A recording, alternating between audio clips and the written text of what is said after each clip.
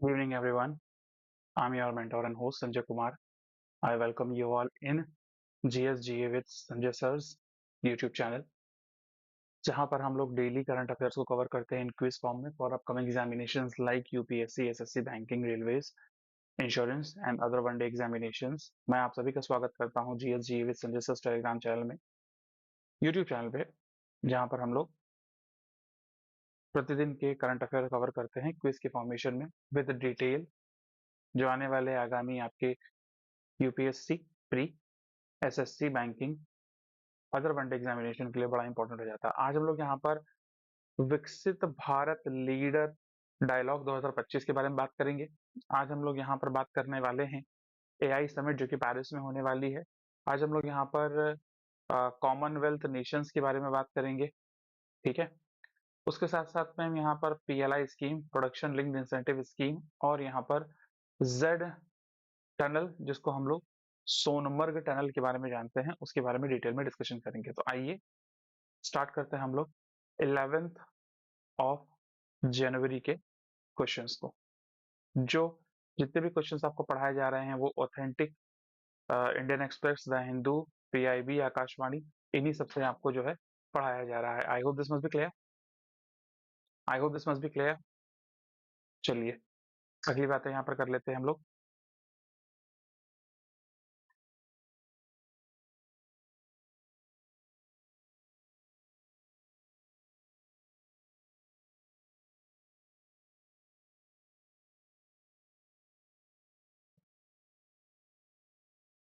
Question number 1 पे बात कर लेते हैं। पहले सबसे इंपॉर्टेंट क्वेश्चन ई वे बिल के बारे में बात कर रहा है। यहाँ पर ई वे बिल को समझाते हुए मैं आपको यहाँ पर बहुत सारी अदर चीजों के बारे में भी डिस्कशन करूंगा। फॉर एग्जाम्पल जैसे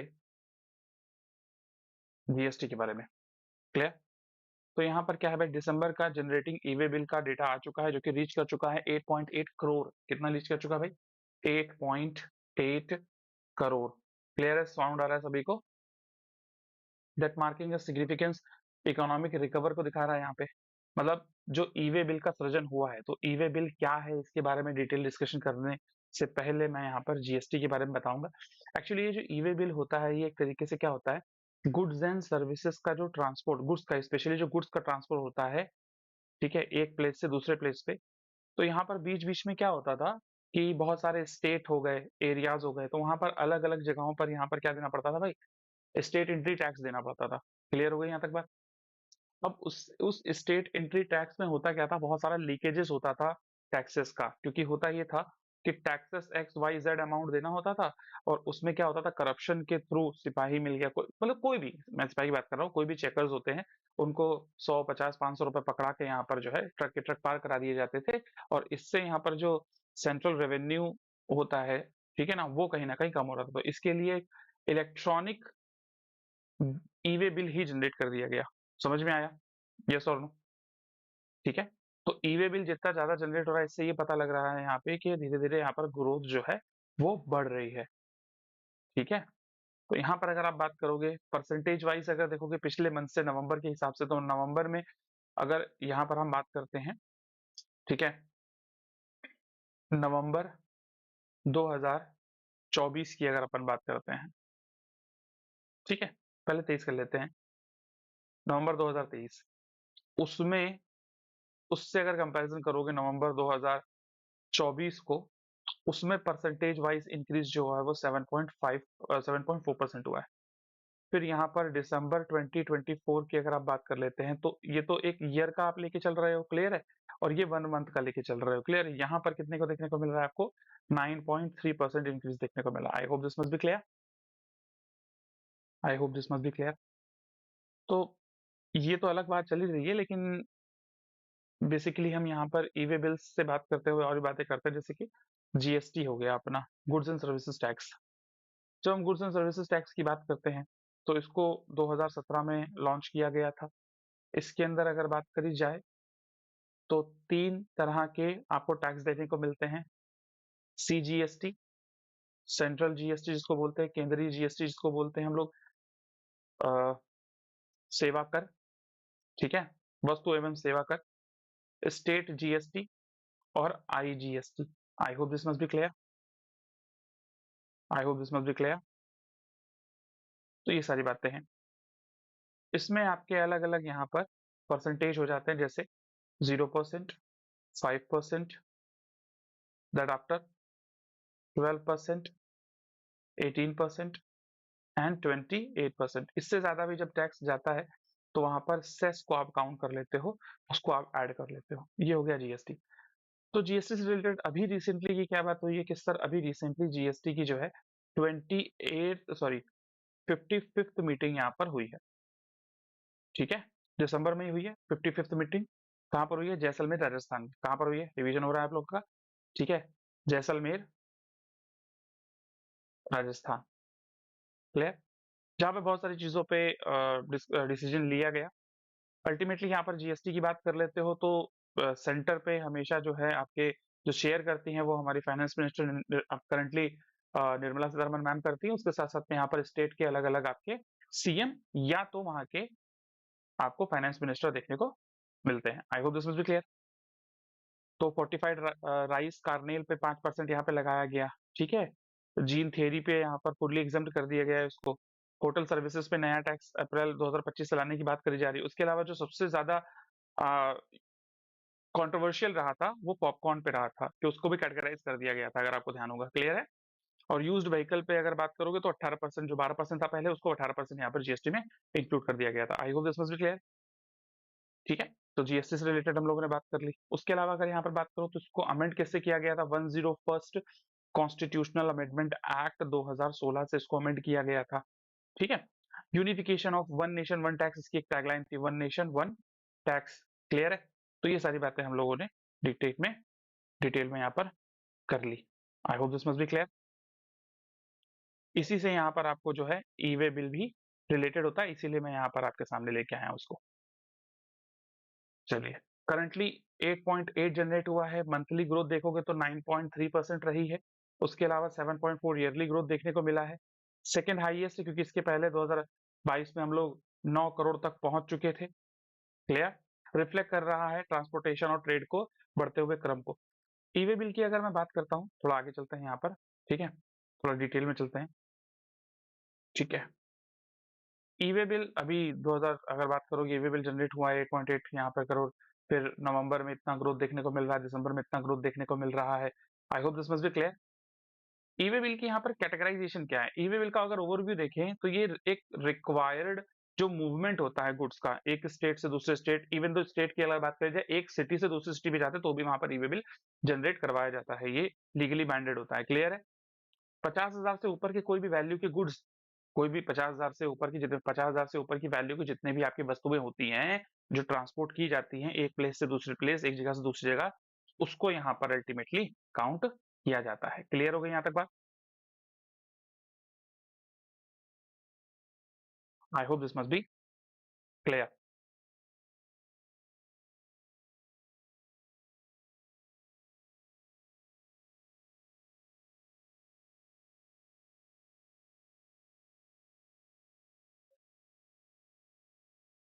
यस, तो कितना हो गया यहाँ पे? 50,000 का आपको रिक्वायर्ड मूवमेंट देखने को मिलता है ई बिल। ठीक है, वैलिड कब तक होता है अगर बात करोगे तो 120 दिन से ये डॉक्यूमेंट आपको 360 दिन की कैप के एक्सटेंशन पे आपको देखने को मिलता है। जनरेशन 120 दिन के लिए होता है। 50,000 से ऊपर के थ्रेशोल्ड पे ये दिया जाता है। I hope this must be clear. ठीक है, चलिए, नेशनल इंफॉर्मेशन सेंटर के थ्रू ये जनरेट होता है। क्लियर है?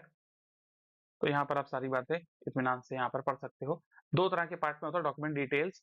ट्रांसक्रिप्शन डिटेल जो होती है, ऑब्वियसली बात है, डिस्पैच कहाँ से कहाँ तक किया जा रहा है, कौन सी शिपिंग डिटेल है, किस तरह का आइटम है, ट्रांसपोर्ट नेम है, उसका आईडी क्या है। दूसरा जो है व्हीकल डिटेल होती है, किस तरह का आप रेल से ट्रांसपोर्ट कर रहे हो, एयर से ट्रांसपोर्ट कर रहे हो, रोड से ट्रांसपोर्ट कर रहे हो। टिपिकली रोड पे यहाँ पर होता है, किस तरह का यहाँ पर कार्गो है। क्लियर है यहाँ तक? तो ये सारी चीजें आपको ईवी बिल में देखने को मिलती हैं। I hope this must be clear. तो यहाँ पर सेकंड लेवल हाईएस्ट अभी तक हुआ है। इसके पहले 2022 में अगर आप देखोगे तो कितना था वो? 9 करोड़ था। इकोनॉमिक इंडिकेटर एक तरीके का, जैसे अगर देखो, बात समझो जरा, अगर यहाँ पर लोन की रिक्वायरमेंट बढ़ रही है, ठीक है, क्रेडिट यहाँ पर बढ़ रहा है, ज्यादा लोन दिया जा रहा है बैंक के द्वारा, ठीक है, उसके अलावा भी अगर आप बात देख रहे हो, कंजम्पशन कंजम्पशन ऑफ इलेक्ट्रिसिटी, ठीक है? अगर इलेक्ट्रिसिटी का कंजम्पशन बढ़ रहा है, तो इसके हिसाब से कहीं न कहीं इंडस्ट्रियल जो आपकी रिसोर्सेज़ उसका यूज़ किया जा रहा होगा, इंडस्ट्री बढ़ रही होगी आगे, येस और नो? तभी तो कर रही है। तो ये सब कुछ ना कुछ इंडिकेटर आपके देखने को मिलते हैं, क्लियर है? जैसे जीएसटी का यहाँ पर ज़्यादा कलेक्शन हो रहा है, ठीक है? कॉर्पोरेट टैक्स का यहाँ पर ज़्यादा कलेक्शन हो रहा, बात अलग है कि 2019 के बाद से कॉर्पोरेट टैक्स को बहुत ज़्यादा कम कर दिया गया। इनकम टैक्स को यहाँ पर अल्टीमेटली उसके कंपैरिज़न में ज़्यादा देखने को मिलता है, हर साल बढ़ता चला जा रहा है, ठीक है? फिर जीएसटी से यहाँ पर आपको क्या देखने को मिला है सर? ई-वे बिल अगर ज़्यादा जनरेट हो, इसका मतलब ट्रांसपोर्टेशन ज़्यादा हो रहा है। तो ये किसको दिखाते हैं? ये इकोनॉमिक इंडिकेटर को दिखाते थे हैं कि भैया ग्रोथ हो रही है। मार्केट ट्रेंड को दिखाते हैं, सप्लाई ग्रोथ को दिखाते हैं कि डिमांड एंड सप्लाई चल रही है, तो इसलिए ग्रोथ आपको देखने को मिल रही है। क्लियर है? I hope this must be clear. ठीक है, 10 करोड़ तक फेस्टिवल डिमांड तक पहुँच जाता है। जीएसटी रेवेन्यू मैंने यहाँ पर बताया, अभी कलेक्शन यहाँ पर, और जीएसटी की लास्ट मीटिंग कहाँ पर हुई है? जैसलमेर में हुई है। वो उस पे हम लोग डिस्कशन कर चुके हैं। क्लियर है? ठीक है। Under GST, a electronic e-way bill, electronic way bill required for the movement of the goods, एक स्थान से दूसरे स्थान तक पहुंचाने के लिए यहाँ पर जरूरी होता है। तो यहाँ पर जो कैप लगाई गई है कि 50,000 से ऊपर की जितने भी इनवॉइस जनरेट करी जाती है, सिंगल इनवॉइस, सिंगल चालान। पहले क्या होता था, एक जगह से दूसरी जगह में ना, पहले चुंगी नाम की जो चुंगी होता था उसका कर लिया जाता था। एक सिटी में जो गुड्स लेके आते हैं, एक सिटी में एंटर करते हैं, बाजार में एंटर करते हैं ना, चुंगी लिया जाता था। बहुत कॉमन वर्ड है ये। क्लियर है? अब ई-वे बिल आप जो है एसएमएस से, एंड्रॉइड एप्लीकेशन से, इन सब चीज़ों से जनरेट कर सकते हैं, तो ये पूरा मैंने डिटेल आपको बता दिया है, क्लियर है? एक एचएसएन नंबर होता है, जीएसटी में अगर बात कर लो, एचएसएन नंबर होता है, ये क्या होता है ज़रा कमेंट बॉक्स में रिप्लाई करिएगा, बड़ा ही इंपॉर्टेंट है ये, क्लियर? क्वेश्चन नंबर 2 पे आ जाते हैं हम लोग। तो क्वेश्चन नंबर 2 यहाँ पर क्या बात कर रहा है? क्वेश्चन नंबर 2 यहाँ पर बात कर रहा है कि इंडिया यहाँ पर, खास करके इंडिया ने यहाँ पर साइन किया है जियोलॉजिकल एक्सप्लोरेशन पे, मतलब अब वो मंगोलिया जाएंगे और मंगोलिया में वहां पर जो भूविज्ञान है उसका अन्वेषण करना है, एक्सप्लोरेट करना है। किस चीज को फोकस करके ये हम लोगों ने फोकस किस चीज पे किया है? अल्टीमेटली बात करोगे तो आप कॉपर और कुकिंग कोल पे, इन जगहों पर मंगोलिया पे एक्सप्लोर किया जाएगा। क्योंकि देखो इंडिया के पास जो अगर बात कर लो, जियोलॉजिकल सर्वे ऑफ इंडिया है, ठीक है, उसने काफी हद तक काफी अच्छा एक ग्रो किया है एक्सकेवेशन को लेकर, चीजों को लेकर, ठीक है। I hope this must be clear. Geological survey of India की अगर हम लोग बात करते हैं, बड़ा ही इंपॉर्टेंट ऑर्गेनाइजेशन है इंडिया का। इसने अब एमओयू साइन किया है किसके साथ में? मंगोलिया के साथ में। तो वहां पर किस चीज को एक्सप्लोर किया जाएगा? कॉपर एंड कुकिंग कोल को। इंडिया बहुत सारे कुकिंग कोल यहाँ पर मंगाता है। I hope this must be clear. बाहर से मंगाया जाता है। India and Mongolia, focus area geological exploration, copper and cooking oil. 3 Indian companies जो हैं उनको यहाँ पर इन्होंने इंटरेस्ट दिखाया है, जैसे अडानी, क्लियर, उसके बाद हिंडाल्को एंड वेदांता। जब मैं जीएसआई की बात करता हूँ, जियोलॉजिकल सर्वे ऑफ इंडिया, इसका हेडक्वार्टर कोलकाता, वेस्ट बंगाल में आपको देखने को मिलता है। 1859 में इसको बनाया गया था, एस्टैब्लिश किया गया था। इंडिया की सबसे ओल्डेस्ट यहाँ पर जियोलॉजिकल सर्वे है, अगर इंडिया की बात कर लीजिए, पूरे वर्ल्ड की है। गवर्नमेंट ऑफ इंडिया में आता है अल्टीमेटली अगर आप बात करोगे, क्लियर है? तो इसका काम होता है एक्सप्लोरेशंस के बारे में बताना। एक्सप्लोरेशन बारे में बताना मतलब कि कहाँ पर आपको ऑयल मिल सकते हैं, कहाँ पर आपको किस तरह के मिनरल मिल सकते हैं, इस तरह का एक डेटा मेंटेन करना, ठीक है? I hope this must be clear. India and Mongolia will sign the pact. Copper and coal की यहाँ पर बात कर रहे हैं। कोल यहाँ पर इंडिया ऑलरेडी बहुत सारे देशों से इंपोर्ट करता है। अगर यहाँ पर बात करोगे, जैसे कि रशिया से हम कोल मंगाते हैं, उसके अलावा इंडोनेशिया से भी हम लोग कोल मंगाते हैं, ऑस्ट्रेलिया से भी हम लोग कोल मंगाते हैं, ठीक है। क्योंकि इंडिया में आज भी अगर आप बात कर ले कि भाई 60% से ज्यादा जो हमारे यहाँ इलेक्ट्रिसिटी प्रोड्यूस होती है, आज भी अगर बात करोगे, ठीक है, तो वो थर्मल पावर प्लांट से होती है। किससे होती है? आपका थर्मल पावर प्लांट से। तो जब थर्मल पावर प्लांट से होते हैं, तो वहां पर थर्मल के लिए, हीट के लिए क्या चाहिए होगा? ऑब्वियसली बात है, आपको कोल चाहिए होगा। ऑलरेडी इंडिया के पास में बहुत सारी कोल माइंस हैं, ठीक है।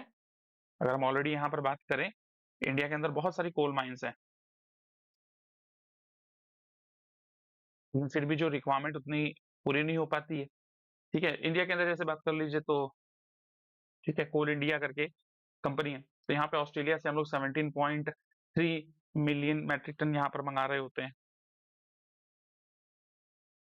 भैया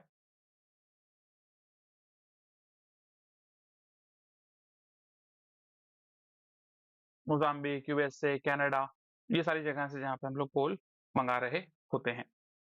आई hope this must be clear. Big mint से ये डेटा मैंने लिया है, सोर्स ये है। तो अगर हम यहाँ पर बात कर लेते हैं जैसे कि कोल इंडिया की, ठीक है? तो सारे-सारे यहाँ पर देखो जितने भी आपके पीएसयूज़ हैं उनको भी जानना अपने को बहुत ज़रूरी रहता है। इसका भी हेडक्वार्टर आपको कहाँ पे देखने को मिलता है? कोलकाता, वेस्ट बंगाल में देखने को मिलता है। 1975 में ये बनाया गया था। क्लियर है? करंट अगर इसकी बात करी जाए तो चेयरपर्सन कौन है? ये आप कमेंट बॉक्स में रिप्लाई करोगे। आई hope this must be clear. Beginning तो ऑब्वियस सी बात है कोल की माइनिंग की ब्रिटिशर्स ने इंडिया में करी थी।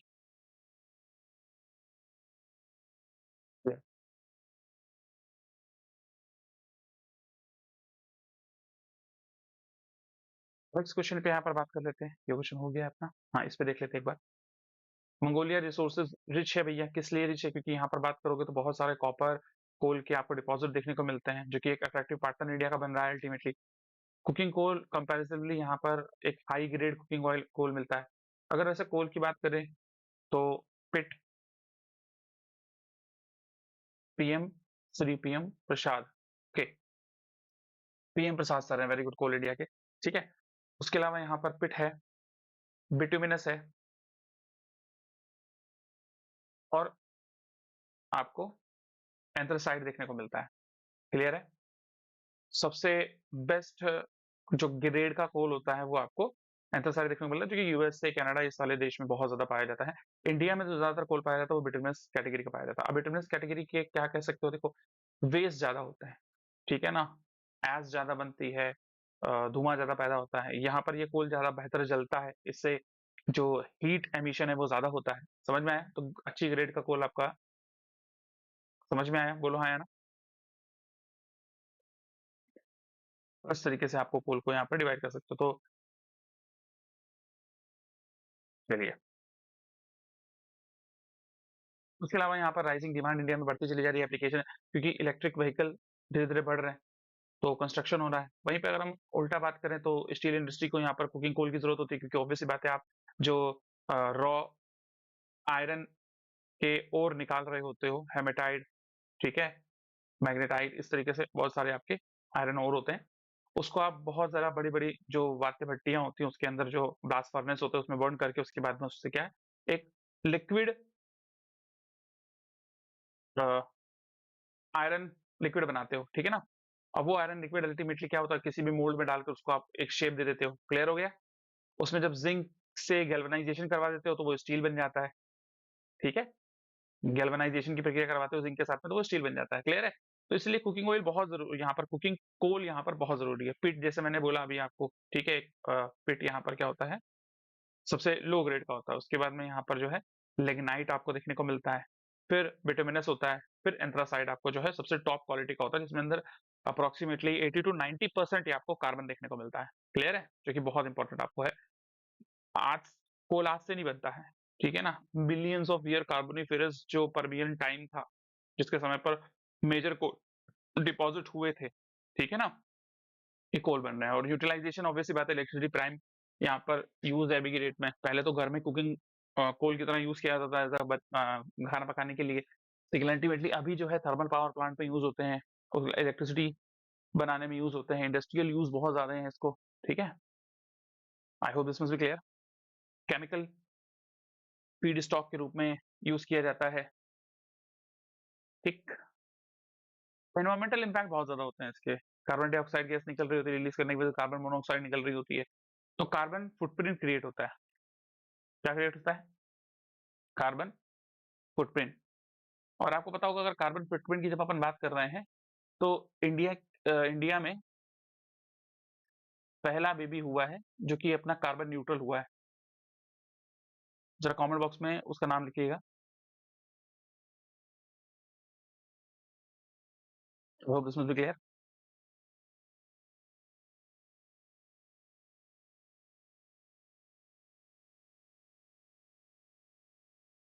यस। आई थिंक उसका नाम आदिवा है, ठीक है? सॉरी अदावी, ठीक है? अदावी, ठीक है? अदावी को रिकॉग्नाइज़ किया है दुनिया का, यहाँ पर बात करोगे तो फर्स्ट कार्बन न्यूट्रल बेबी। देखो मैं कहाँ से चीज़ों को रिलेट कर रहा हूँ, क्योंकि हो सकता है यहाँ पे आ जाए, क्योंकि अल्टीमेटली इनके माता-पिता ऑब्वियस सी बात है, इन्होंने क्या किया है, बहुत सारे जितना कार्बन एक व्यक्ति अपने पूरे जीवन काल में रिलीज़ करता है अल्टीमेटली, उतने ही इन्होंने पेड़ लगा दिए हैं। अप्रॉक्सिमेटली कहा जा रहा है भाई 6000 यूनिट ऑफ फ्रूटफुल यहाँ पर ट्रीज़ ये इन्होंने प्लांट किए हैं, जो कि एक एशिया का रिकॉर्ड है। क्लियर है? इनको एशिया बुक ऑफ रिकॉर्ड यहाँ पर इनको मिल चुका है। I hope this must be clear. उसके अलावा इनको कार्बन न्यूट्रलिटी के थ्रू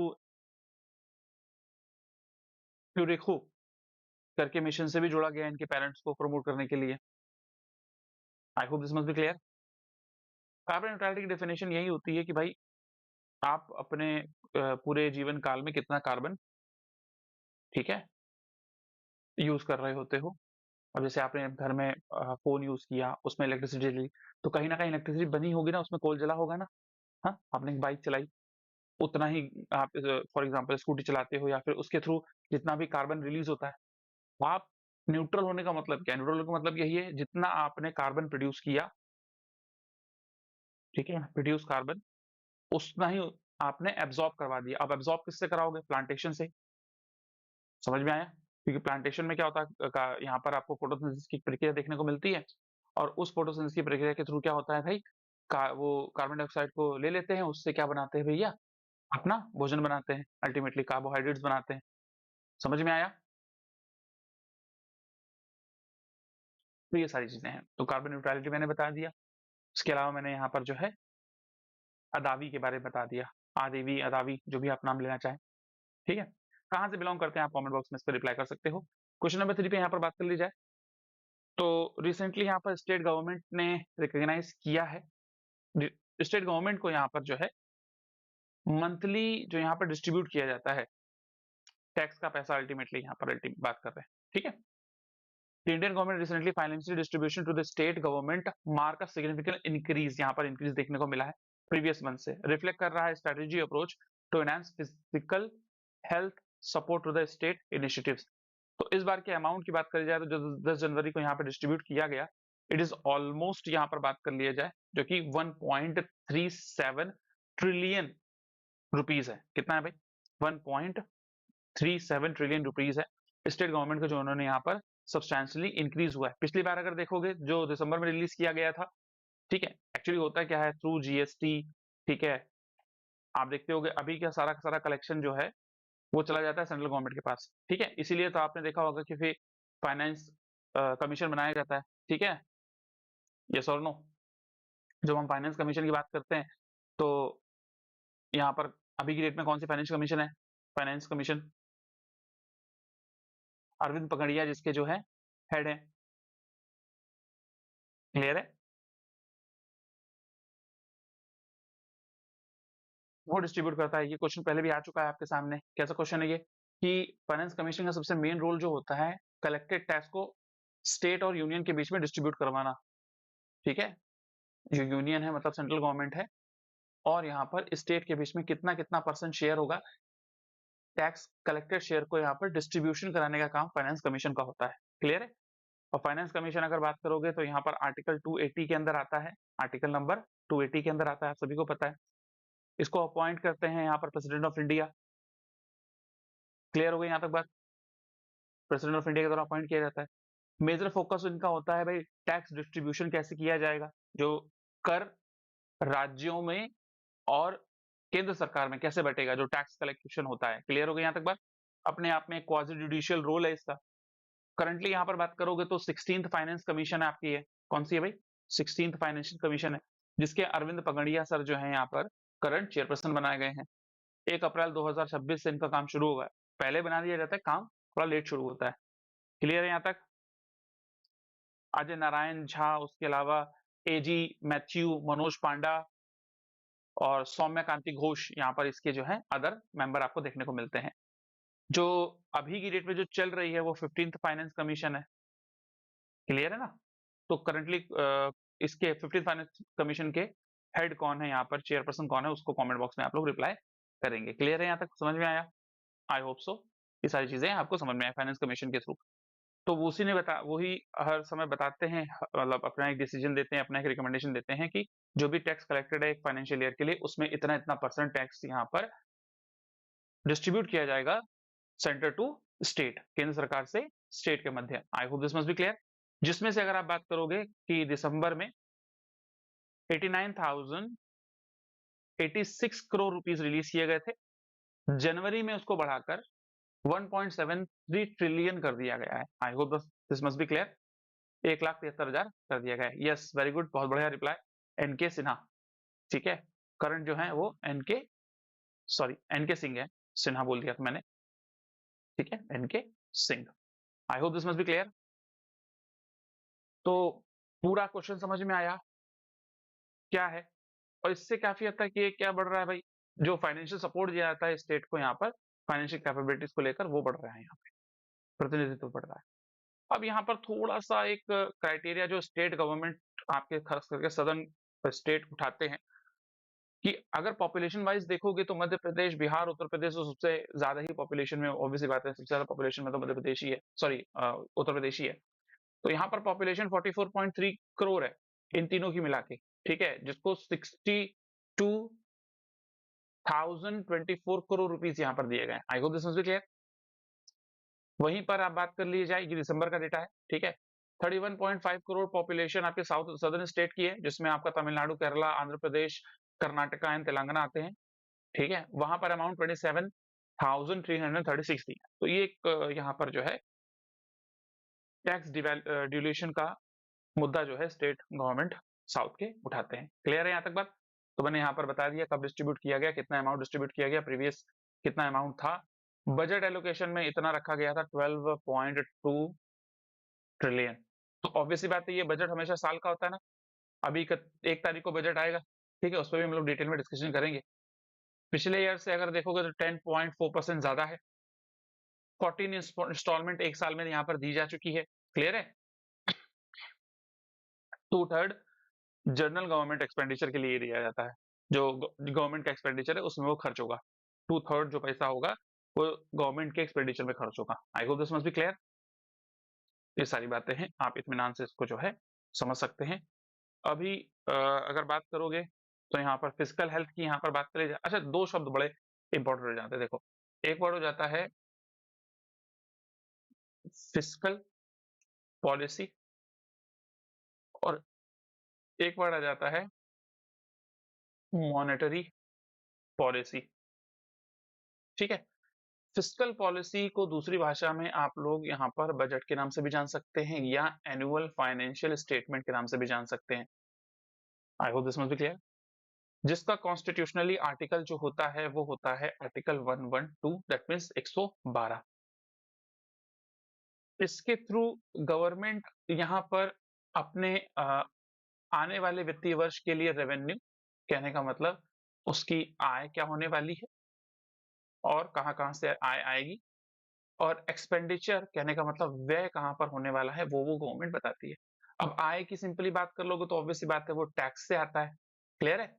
तो यहाँ पर टैक्स को घटाना, कम करना, समाप्त करना, एंड करना, ये सारी चीजें यहाँ पर आपको देखने को मिलती है। तो ये फिजिकल पॉलिसी कौन बनाता है? ये बनाते हैं हमेशा गवर्नमेंट। क्लियर हो गई यहाँ तक कहानी? बोलो हाँ या ना। जब हम लोग फाइनेंशियल पॉलिसी, सॉरी, यहाँ पर मॉनेटरी पॉलिसी की बात करते हैं, तो मॉनेटरी पॉलिसी जो है article, sorry, section 45 ZB of RBI act 1934 में लिखा गया है। क्लियर है यहाँ तक?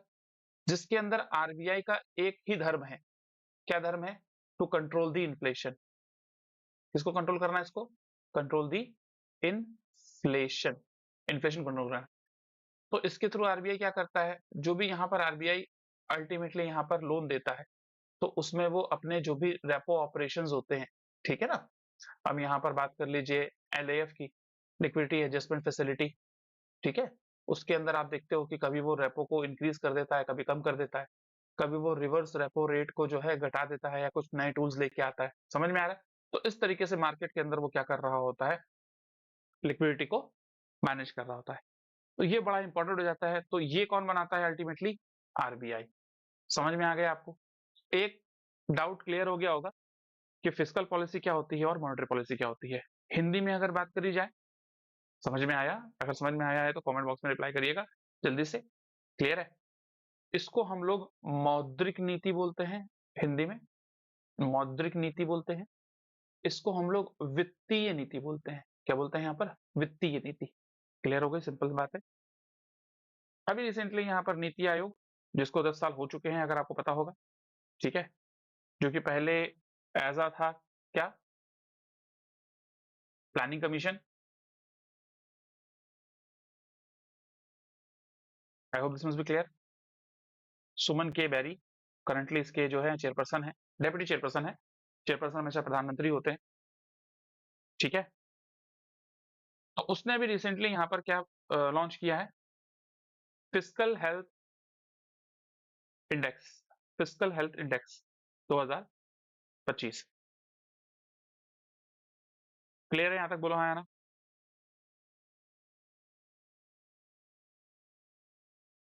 रिसेंटली यहाँ पर फिस्कल हेल्थ इंडेक्स 2025 के लिए निकाला है। तो 18 जो आपके मेजर स्टेट है उसके लिए निकाला है। टॉप परफॉर्मर में यहाँ पर उड़ीसा आया है। टॉप परफॉर्मर में यहाँ पर कौन आया है भैया? उड़ीसा आपको देखने को मिलता है। क्लियर? फर्स्ट रैंक पे आया है 67.8% के साथ में। उसके अलावा बात कर ली जाए, अंडर परफॉर्म जो किया है वो आपका पंजाब, केरला, वेस्ट बंगाल ने। आई hope this must be clear. ये बहुत इंपॉर्टेंट आपका नीति आयोग की। इसका विकसित भारत विजन प्रधानमंत्री नरेंद्र मोदी ने यहाँ पर दिया था, ठीक है। फर्स्ट प्लेस पे उड़ीसा, सेकंड पे छत्तीसगढ़, थर्ड पे आपका गोवा। आई hope this must be clear.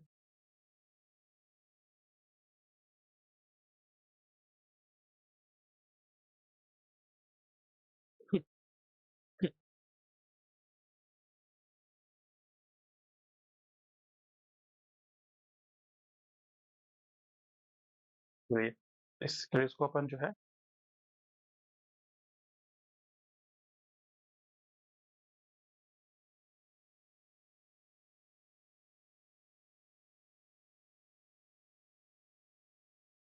कर लेते हैं यहाँ पे। ये देखिए उड़ीसा, छत्तीसगढ़, गोवा, झारखंड पीछे की ओर आपको दिखाई दे रहा होगा, ठीक है। यहाँ पे लिखा हुआ, इसको मैं अलग कर दूंगा, टेंशन ना लो, ठीक है। उड़ीसा, छत्तीसगढ़, गोवा, गुजरात, ठीक है। बॉटम में पंजाब, आंध्रा, ये सारे आपको स्टेट देखने को मिले। तो ये बातें समझ में आ रही तो फटाफट कमेंट बॉक्स में रिप्लाई करिएगा सभी लोग। मैसेज अभी कोई नहीं आया, ठीक। साउंड आ रहा है क्लियर? जितने भी बच्चे हैं पेड बैच में, चलिए वेरी गुड।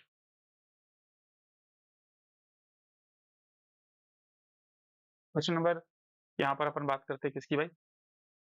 तो नीति आयोग के बारे में बता रहा था, आप उसको एक बार पढ़ के आइएगा। नीति आयोग को कितना समय हो गया है? वैसे तो इसको जो है पहले टॉप टू बॉटम अप्रोच होती थी, इसको बॉटम टू अप्रोच के लिए इसको लाया गया था।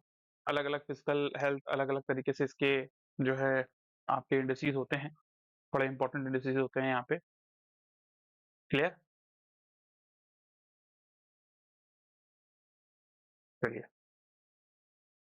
नेक्स्ट, रिसेंटली यहाँ पर इंडियन गवर्नमेंट ने क्या किया है? हाँ, इसके पहले मैंने जलवाहक आपको पढ़ाया था, ठीक है।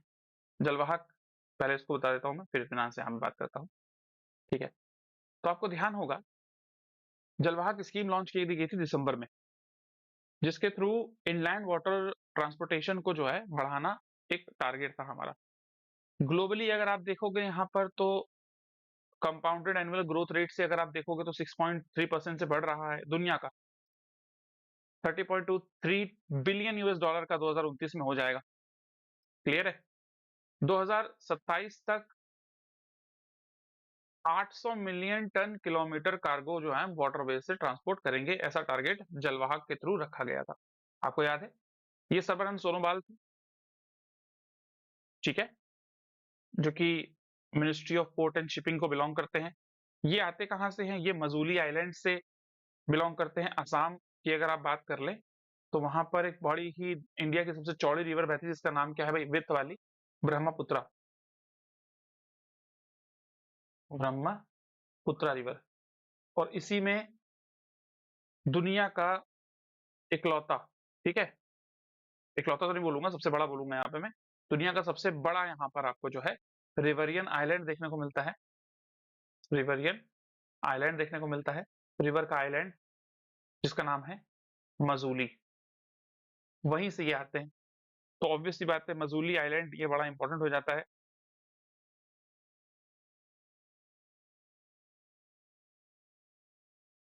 भैया वहीं पे जलवाहक, वहां से मिनिस्टर आ रहे हैं, ऑब्वियस सी बात है, असम का एक आइलैंड है यहाँ पे, ठीक है, तो इसकी एक इंपॉर्टेंस आपकी बढ़ जाती है। तो अब यहाँ पर क्या किया गया है, टारगेट रखा गया है, चलो उसके बारे में बात कर लेते हैं। तो ये टारगेट क्या है, Indian government has announced a significant investment of the 50,000 crore, 5 सालों में 50,000 करोड़ रुपए यहाँ पर इन्वेस्ट किए जाएंगे गवर्नमेंट के द्वारा, यहाँ पर एक्सप्लेन किया गया है। क्लियर है, यस और नो? ठीक है, जिससे इनलैंड वाटर ट्रांसपोर्ट को यहाँ पर इंफ्रास्ट्रक्चर को बढ़ावा मिले। उसके अलावा जो ट्रांसपोर्ट करना, इंप्रूव कनेक्टिविटी को यहाँ पर इंगेज करना, सब्सटैंशियल ग्रोथ यहाँ पर अल्टीमेटली देखी जा ही रही है।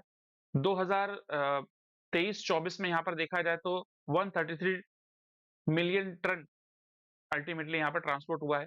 अगर पिछले 10 साल में देखोगे, मतलब 2013 2014 में अगर देखते, तो उस समय जो ट्रांसपोर्टेशन था वो सिर्फ 80 मिलियन टन था, जो कि 2024-25 में, सॉरी 23-24 लिखना चाहिए, ठीक है, 23-24 में बढ़कर कितना हो गया है, 133 मिलियन टन। क्लियर है, रिमार्केबल ग्रोथ दिखाई दे रही है आपको?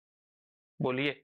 तो गवर्नमेंट का टारगेट जो है वो कितना होने वाला है, एम कितना टारगेट का यहाँ पर किया है, वो टारगेट यहाँ पर अभी 133 के साथ साथ में 200 मिलियन टन का टारगेट अब यहाँ पर गवर्नमेंट ने किया है इस साल के लिए, 200 मिलियन टन। क्लियर है, जिसके लिए यहाँ पर गवर्नमेंट क्या करने वाली है, 50,000 करोड़ रुपए भी यहाँ पर इन्वेस्ट करने वाली है अगले 5 सालों के लिए। आई hope this must be clear.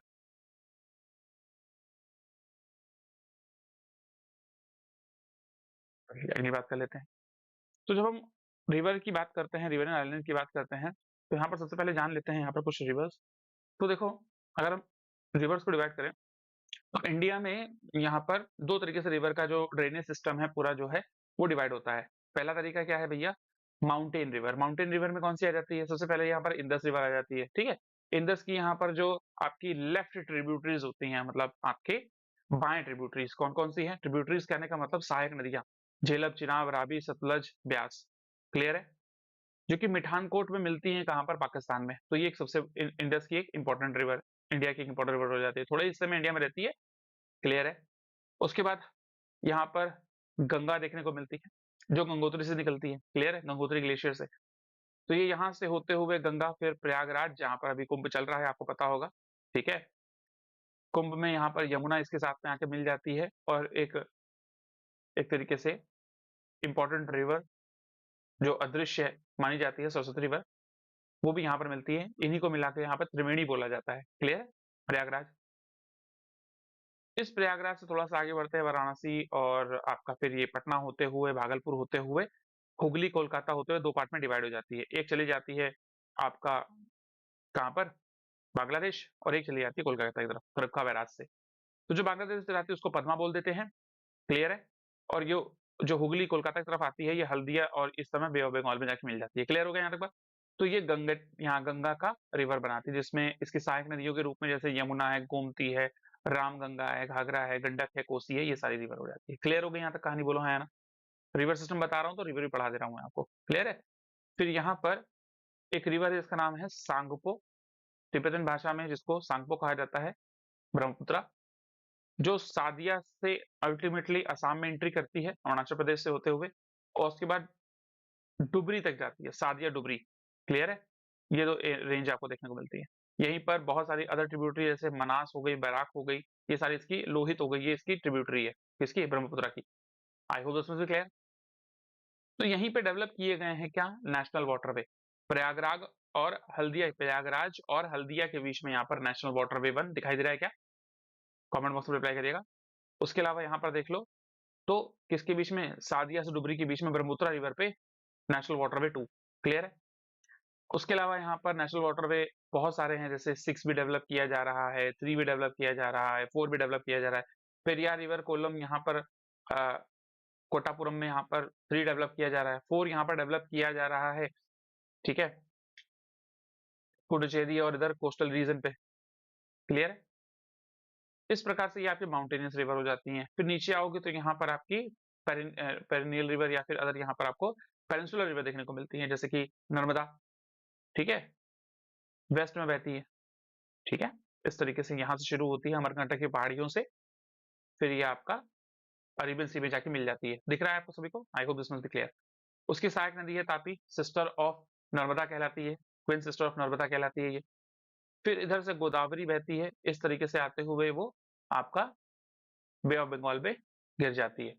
फिर यहाँ पर आपको कृष्णा देखने को मिलती है, जिसमें भीमा, कृष्णा, तुंगभद्रा ये इसके ट्रिब्यूटरीज हैं। फिर पन्नेर, और फिर यहाँ पर कावेरी रिवर आपको देखने को मिलती है, क्लियर है यहाँ तक। और फिर ये Periyar river, Periyar national park यहीं पे बहुत फेमस है। I hope this must be clear. Mulla Periyar dam भी यहीं पे आपको देखने को मिलता है। तो ये आपको अलग अलग रिवर पे मैंने सिस्टम बताया। पहले तो आपको डेवलप करते हुए मैंने क्या कहा कि अगर आप रिवर सिस्टम को इंडिया के अंदर डिवाइड करोगे, ठीक है, रिवर सिस्टम को, तो वो 2 पार्ट में डिवाइड कर सकते हो। एक है आपकी हिमालयन रिवर और एक है आपकी यहाँ पर पेनिनसुलर रिवर, क्लियर है। हिमालयन रिवर में आपका जैसे मैंने बताया यहाँ पर इंडस रिवर हो जाती है, ठीक है, गंगा रिवर होती है, गंगा में यमुना आ जाएगी आपकी, क्योंकि यमुना उसकी ट्रिब्यूटरी है। उसके बाद में यहाँ पर ब्रह्मपुत्रा, क्लियर है, बोलो हाँ या ना। फिर यहाँ पर अगर आप इस तरीके से डिवाइड करोगे तो वेस्ट में जाने वाली रिवर अलग है, ईस्ट में जाने वाली रिवर अलग है। वेस्ट में आपकी जैसे नर्मदा हो गई, तापी हो गई, ठीक है, माही करके एक रिवर होती है, ठीक है, और लूनी राजस्थान में रिवर होती है, क्लियर है। ये रिवर आपको बता दिया मैंने। ईस्ट में जो आती है, इस साइड जो आती है, ये वेस्ट चले गया, ये ईस्ट चला गया, ठीक है। कहने का मतलब ये अरेबियन सी में जा रही है, ठीक है, अरब सागर में जा रही है, और ये बे ऑफ बंगाल में आ रही है, ठीक है, क्लियर हो गया यहाँ तक। यहाँ पर जो रिवर आती है उसमें आपको गोदावरी सबसे बड़ी रिवर देखने को मिलती है साउथ की, ठीक है, गोदावरी। फिर यहाँ पर Krishna, that after Kaveri, clear है, पन्नेरू। उसके अलावा अगर बात करोगे यहाँ पर पेरियार रिवर, उसके अलावा महानदी भी आपकी देखने को मिलती है, ठीक है, महानदी उड़ीसा में, छत्तीसगढ़ में, क्लियर है, दामोदर भी देखने को मिलती है। तो मैंने रिवर का एक क्राइटेरिया बता दिया, और उसी रिवर पर यहाँ पर क्या किया जा रहा है, अब वाटरवे डेवलप किया जा रहा है। समझ में आ गई कहानी? हम्म? तो अगर आपसे पूछा जाएगा नेशनल वाटरवे 1 कहाँ पे है, तो आप बता दोगे सर गंगा रिवर पे है भैया ये, ठीक है, और ये शुरू होता है आपका इलाहाबाद से, जिसका नया नाम क्या है भैया, प्रयागराज, क्लियर है, ठीक है, वहां से हल्दिया पोर्ट, ठीक है। उसके अलावा फिर नेशनल वाटरवे 2 की बात कर लेते हो, तो ये ब्रह्मपुत्रा रिवर पर है, और कहाँ से शुरू होता है ये, सादिया से डुबरी। याद रखिएगा क्वेश्चन आ सकता है आपको डायरेक्टली, क्योंकि यहाँ पर 50,000 करोड़ रुपए अगले 5 सालों के लिए इन्वेस्ट किए जाएंगे। परसेंटेज न्यू डेवलप करना, अभी तो देखो 5 6 7 डेवलप किए जा चुके हैं, 8 वैसे डेवलप किए जा चुके हैं नेशनल वाटरवे। अब 50% और डेवलप करने हैं उनको, ठीक है ना। 15 सिटीज को यहाँ पर और कनेक्ट किया जाएगा, और आने वाले 30 तक यहाँ पर 200 मिलियन टन जो यहाँ पर कार्गोज है उसको ट्रांसपोर्ट किया जाएगा। फ्लोटिंग जटीज लाने का विचार है कि भैया अब यहाँ पर वाटर स्पोर्ट्स भी देखने को मिलेगा, रिवर के ऊपर आपको जटीज लाए जाएंगे गोदावरी रिवर पे, क्लियर है यहाँ तक, बोलो हाँ या ना। और करंट कार्गो जो है, करंटली हम जो है लेके जा रहे हैं इस पे 136 मिलियन टन, उसको बढ़ाकर हम 200 मिलियन टन यहाँ पर ले जाने वाले, जिसके लिए 50,000 करोड़ रुपए भी इन्वेस्ट किए जाएंगे अगले 5 सालों में यहाँ पर, जो कि ministry of water and shipping and waterways के द्वारा यहाँ पर कहा गया है। सरबरत सोनोवाल असम के मजूली आइलैंड से आते हैं। समझ गया, पूरा बता दिया यहाँ पर मैंने, हाँ या ना। एक एक बातें रिवर व्यू यहाँ पे बता दी मैंने। चलिए, इन्वेस्ट अमाउंट कितना किया जा रहा है, नए कितने डेवलप किए जाएंगे, 100 ग्रीन वेसल्स लाए जाएंगे यहाँ पे, ताकि सस्टेनेबिलिटी वाले गोल पे भी फोकस किया जा सके। समझ में आया। आने वाले समय में आपको यहाँ पर जो हाइड्रोजन से चलने वाली, क्लियर है, या इलेक्ट्रिक से चलने वाली यहाँ पर आपको वेसल्स भी देखने को मिलेंगे, क्लियर है, बोलो हाँ या ना। वाटर मेट्रो डेवलप किए जाएंगे कोची की तर्ज पे। आपको पता है इंडिया का पहला वाटर मेट्रो जो है कोची में डेवलप किया गया, ठीक है। अंडर वाटर मेट्रो अगर बात करोगे तो वो कोलकाता में डेवलप किया गया। इंडिया का पहला मेट्रो दिल्ली में डेवलप किया गया। अभी की डेट में इंडिया 1000 किलोमीटर के साथ में वर्ल्ड का थर्ड लार्जेस्ट मेट्रो नेटवर्क हो चुका है। 1000 किलोमीटर रेलवे नेटवर्क के साथ में पढ़ाया हुआ है मैंने, प्रीवियस आप वीडियोस में देख सकते हैं। टॉप पे चाइना है, सेकंड पे यूएसए है, थर्ड पे अभी इंडिया है। क्लियर है, बोलो हाँ या ना? ठीक है। तो पॉलिसी इनिशिएट किसके द्वारा यहाँ पर की जा चुकी है अगर बात करोगे? हाँ, उसके अलावा 6 फ्लोटिंग स्टील जेटीज यहाँ पर जेटीज लाई जाएंगी। कहाँ पर? नेशनल वाटरवे 4 गोदावरी में, जो कि आंध्र प्रदेश में लोकेटेड रहेगी। उसके अलावा इनलैंड वाटरवे डेवलपमेंट काउंसिल, कौन भाई? इनलैंड वाटरवे डेवलपमेंट काउंसिल, इसको यहाँ पर प्रपोज किया है। सेवरल अलग चीजों जैसे रिवरियन कम्युनिटी डेवलप की जाएगी यहाँ पे। किसने भैया? इनलैंड वाटरवे, ठीक है, डेवलपमेंट काउंसिल।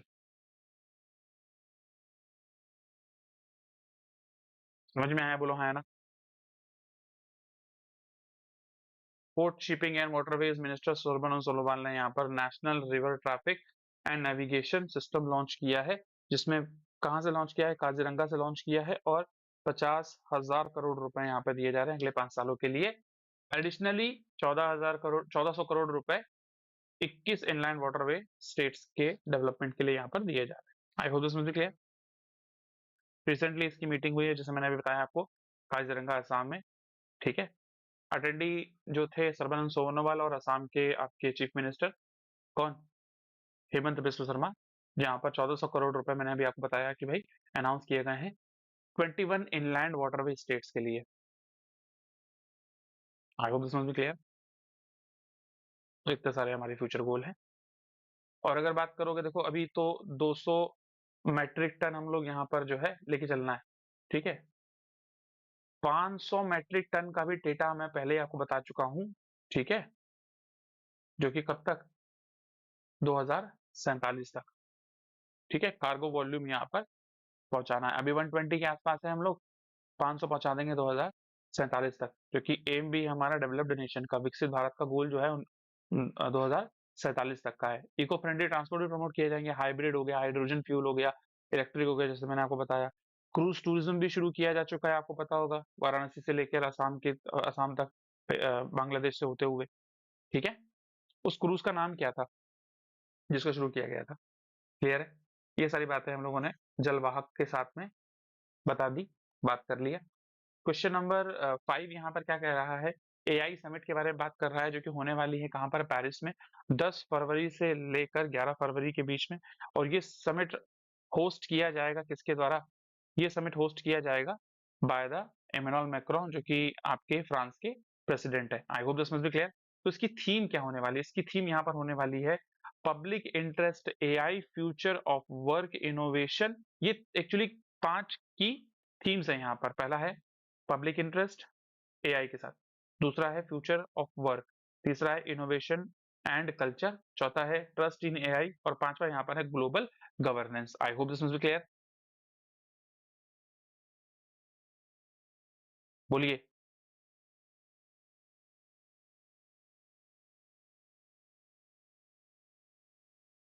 यहाँ पर बहुत सारी चीजों पे यहाँ पर जो है इंगेजमेंट होने वाला है। एआई डायलॉग होंगे, ग्लोबल लीडर्स यहाँ पर आएंगे, एआई एक्शन समिट जो है कंडक्ट कराई जा रही है फॉर फ्यूचर के लिए।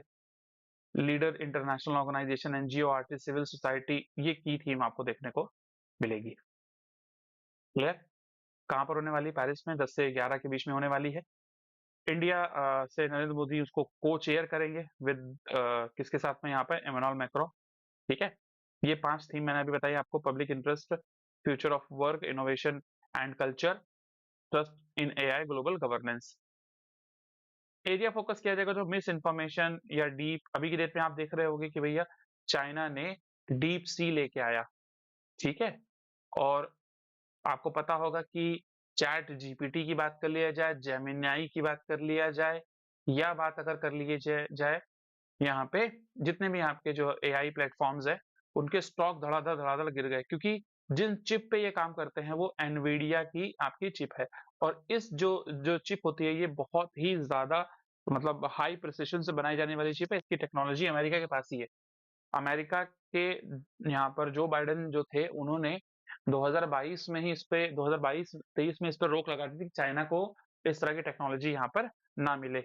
समझ में आया? एनवीडिया को यहाँ पर बाहर कर दिया था कि वो प्रिसिशन एआई पे काम करने वाली जितनी भी यहाँ पर चिप्स है, उनको यहाँ पर सेल ना करे, एक्सपोर्ट ना करे। समझ में आया?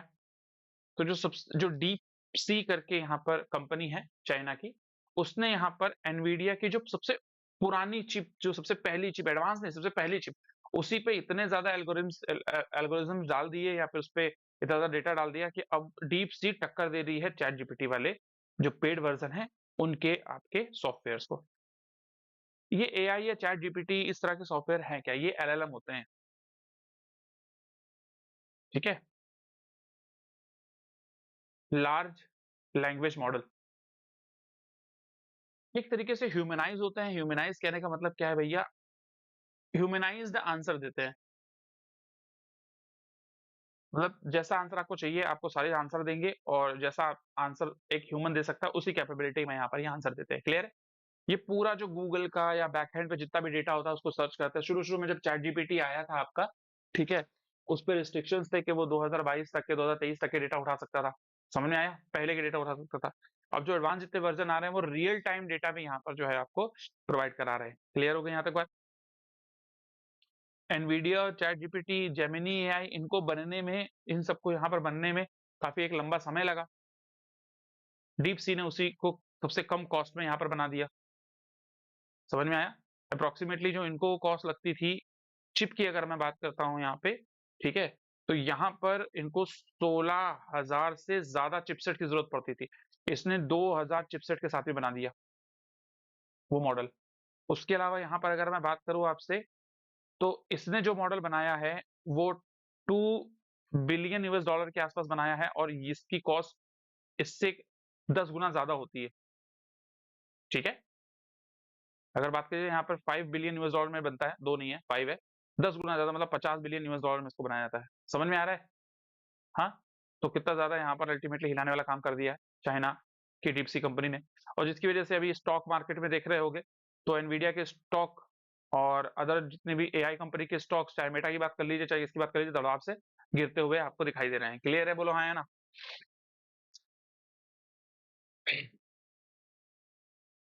ये सारी चीज़ें।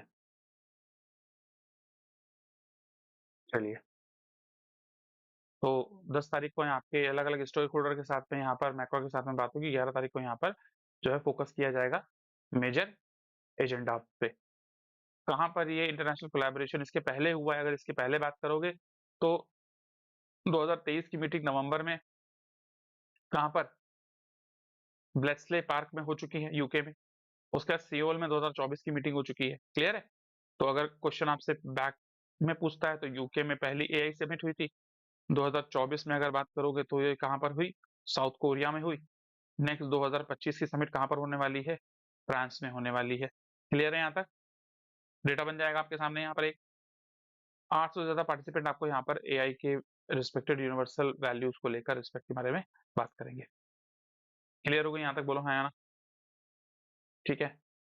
जब हम इंडिया फ्रांस के रिलेशंस की यहाँ पर बात कर रहे होते हैं, ध्यान रखना बातों पे। ठीक है? यहाँ बता देता हूँ। परफेक्टली साउंड आ रहा है? वेरी गुड, बहुत बढ़िया। ठीक है। इंडिया एंड फ्रांस के रिलेशंस की जब हम बात करते हैं तो ऑब्वियस सी बात है, बहुत पुराने रिलेशंस है हमारे। स्ट्रेटेजिक रिलेशन की बात करी जाए तो 1998 से हम लोग यहाँ पर एंजॉय कर रहे हैं। डिफेंस कोलैबोरेशन हम लोगों ने बहुत सारे किए हैं, बहुत सारे जैसे फॉर एग्जांपल अगर हम डिफेंस में ही चले जाएं तो हमने यहाँ पर जो है राफेल जेट यहाँ पर से मंगाए हैं। क्लियर है? उसके अलावा स्कॉर्पियन सबमरीन्स यहाँ पर जो है हम लोगों ने उससे परचेज किए हैं। क्लियर है? एक और है, अगर बात करोगे तो स्पेस के अंदर भी बहुत सारे कोलैबोरेशन इंडिया एंड फ्रांस के बीच में यहाँ पर चल रहे हैं, जैसे तृष्णा। ठीक है? कौन सा भाई? तृष्णा। तृष्णा कोलैबोरेशन है, ज्वाइंट प्रोजेक्ट है सैटेलाइट और मरीन सर्विलांस सैटेलाइट के लिए। आई होप दिस वाज क्लियर। उसके बाद न्यूक्स प्रोग्राम में, न्यूक्लियर एनर्जी में अगर बात करते हैं हम लोग, तो आपको जैतीपुर न्यूक्लियर प्लांट की बात करी जाए तो उसको प्रोग्रेस किया जा रहा है। किसको सर? जयती, एक सेकेंड, ये जयतीपुर। उसके अलावा बहुत सारी आपकी डिप्लोमेटिक रिलेशन 1948 से ही हम लोग यहाँ पर सेलिब्रेट कर रहे हैं। फ्रांस जो कि यूनाइटेड नेशंस सिक्योरिटी काउंसिल का पार्ट है, उसके अलावा एमटीसीआर का पार्ट है, ठीक है? बोलिए, क्लियर हो गया यहाँ तक? उसके अलावा पेरिस क्लाइमेट डील में यहाँ पर हम लोगों ने साथ, पेरिस क्लाइमेट डील हुई थी ना, वहाँ पर प्रधानमंत्री नरेंद्र मोदी ने कब तक का टारगेट रखा था, आपको अगर ध्यान होगा? बताओ।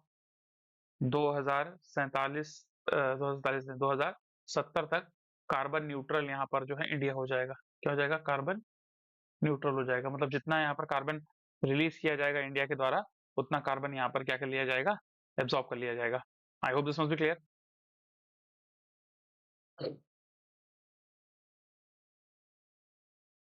चलिए, वेरी गुड, बहुत बढ़िया। न्यूक्लियर डील 2008 में हुई थी इनके साथ में, तो यहाँ पे जैतापुर जो डेवलप किया जा रहा है, इसी के द्वारा डेवलप, फ्रांस के द्वारा डेवलप किया जा रहा है।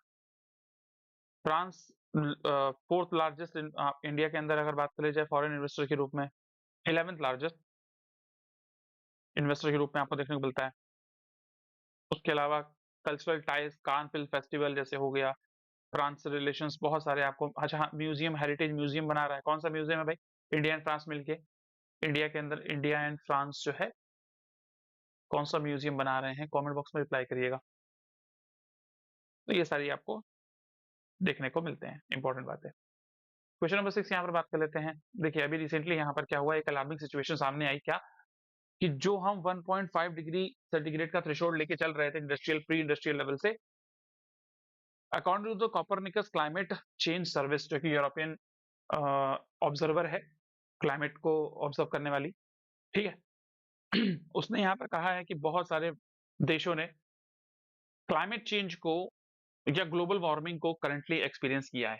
एक अनप्रेसिडेंटेड सिचुएशन देखने को मिल रही है। सीरियस कंसर्न के साथ में यहाँ पर जो क्लाइमेट साइंटिस्ट हैं या यहाँ पर पॉलिसी मेकर हैं, उनको इस चीज पे, ट्रैजेक्टरी पे ध्यान देना चाहिए कि जो हम पहले टारगेट लेके चल रहे थे 1.5, वो कंप्लीट हो चुका है। टारगेट इन द सेंस कि इतना नहीं होने देना था अपने को।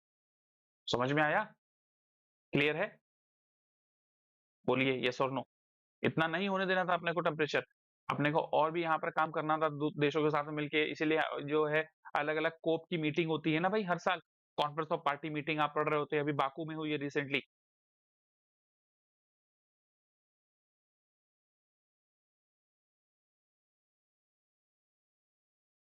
बोलिए।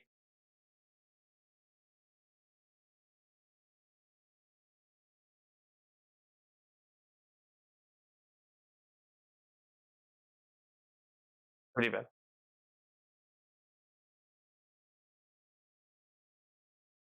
ये सारी चीजें हैं। यहाँ पर बात करी जा रही है ग्लोबल टेम्परेचर की। अब यहाँ पर क्या है कि क्लाइमेट एक्सपर्ट यहाँ पर ये बोल रहे हैं, करंट ट्रेंड के हिसाब से जिस तरह से कंटिन्यू चल रहा है, हम कार्बन एमिशन को रिड्यूस करने में असफल रहे, ग्लोबल टेम्परेचर धीरे धीरे बढ़ रहा है, तो अब आने वाले समय में 2050 तक ये टेम्परेचर जो है 2 डिग्री सेंटीग्रेड तक यहाँ पर पहुंच जाएगा। कहाँ तक पहुंच जाएगा? 2 डिग्री सेंटीग्रेड तक यहाँ पर आपको देखने को मिल सकता है, जो कि क्या है भाई, एक सीरियस कंसर्न है। ठीक है, 9 ईयर अभी रिसेंटली पेरिस क्लाइमेट डील के अपने को हो चुके हैं, 9 इयर्स, जो कि बहुत बड़ी बात है। लेकिन जितना फोकस किया गया था काम करने के लिए, उतना फोकस पेरिस क्लाइमेट डील के बाद में यहाँ पर इस पे किया नहीं गया है, उतना यहाँ पर काम नहीं किया गया है। I hope this must be clear. जरा जूम करके यहाँ पर देख लेते जरा, बेसिक बात है।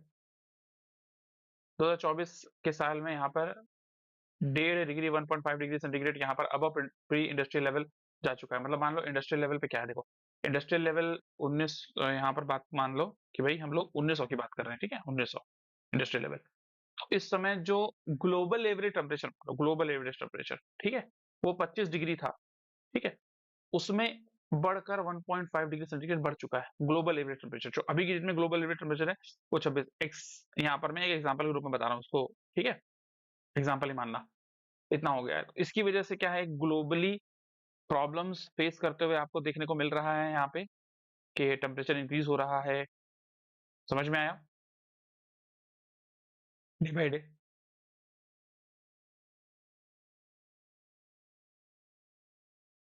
बोलिए।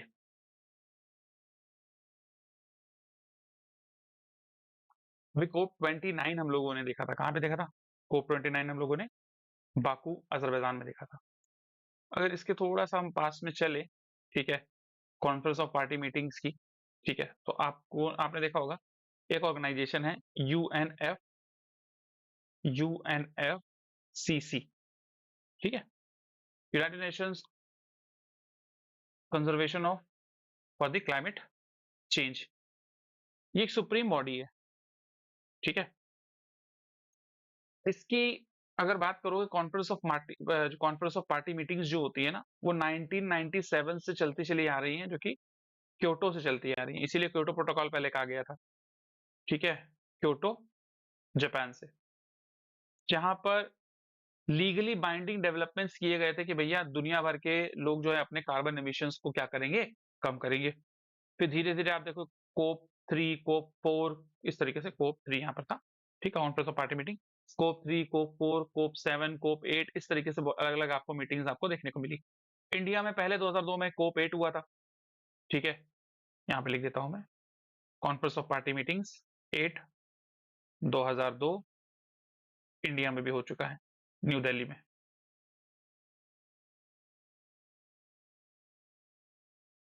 इसके अलावा यहाँ पर बात करी जाए, कोप 21 हुआ था, जो बहुत फेमस था, जहाँ पर प्रधानमंत्री नरेंद्र मोदी ने पेरिस में जाके क्लाइमेट में ये बात बोली थी कि भैया अब हम भी जो है इसमें पार्टिसिपेट करेंगे और 2070 तक हम क्या करेंगे?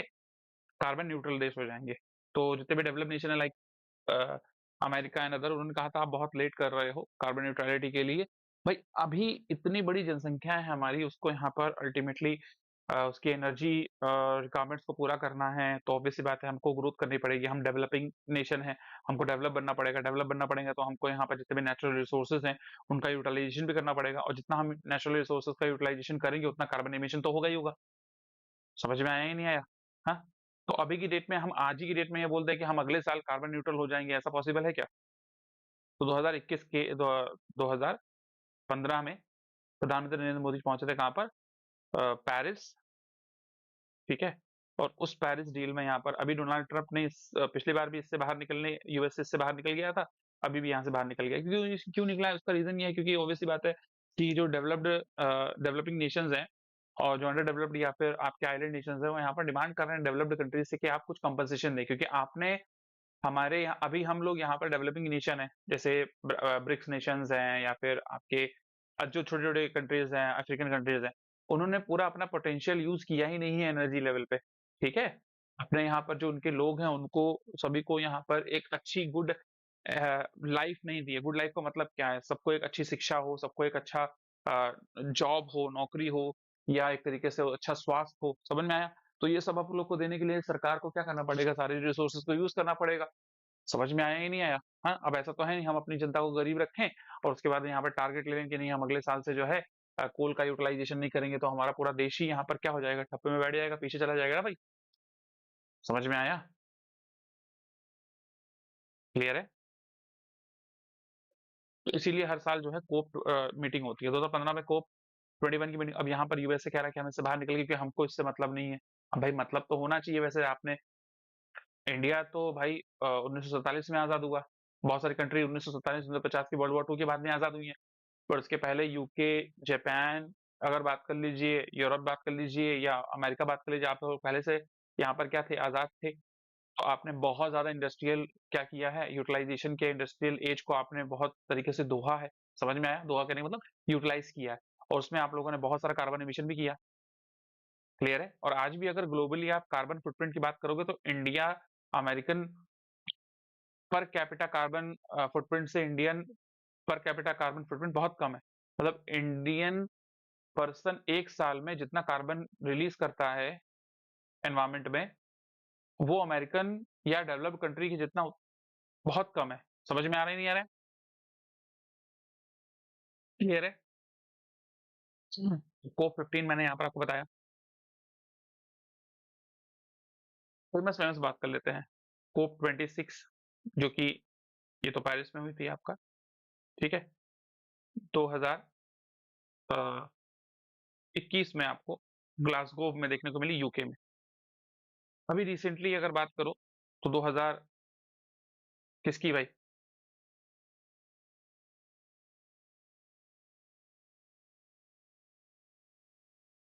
कोप 29 हुई है, कहाँ पर?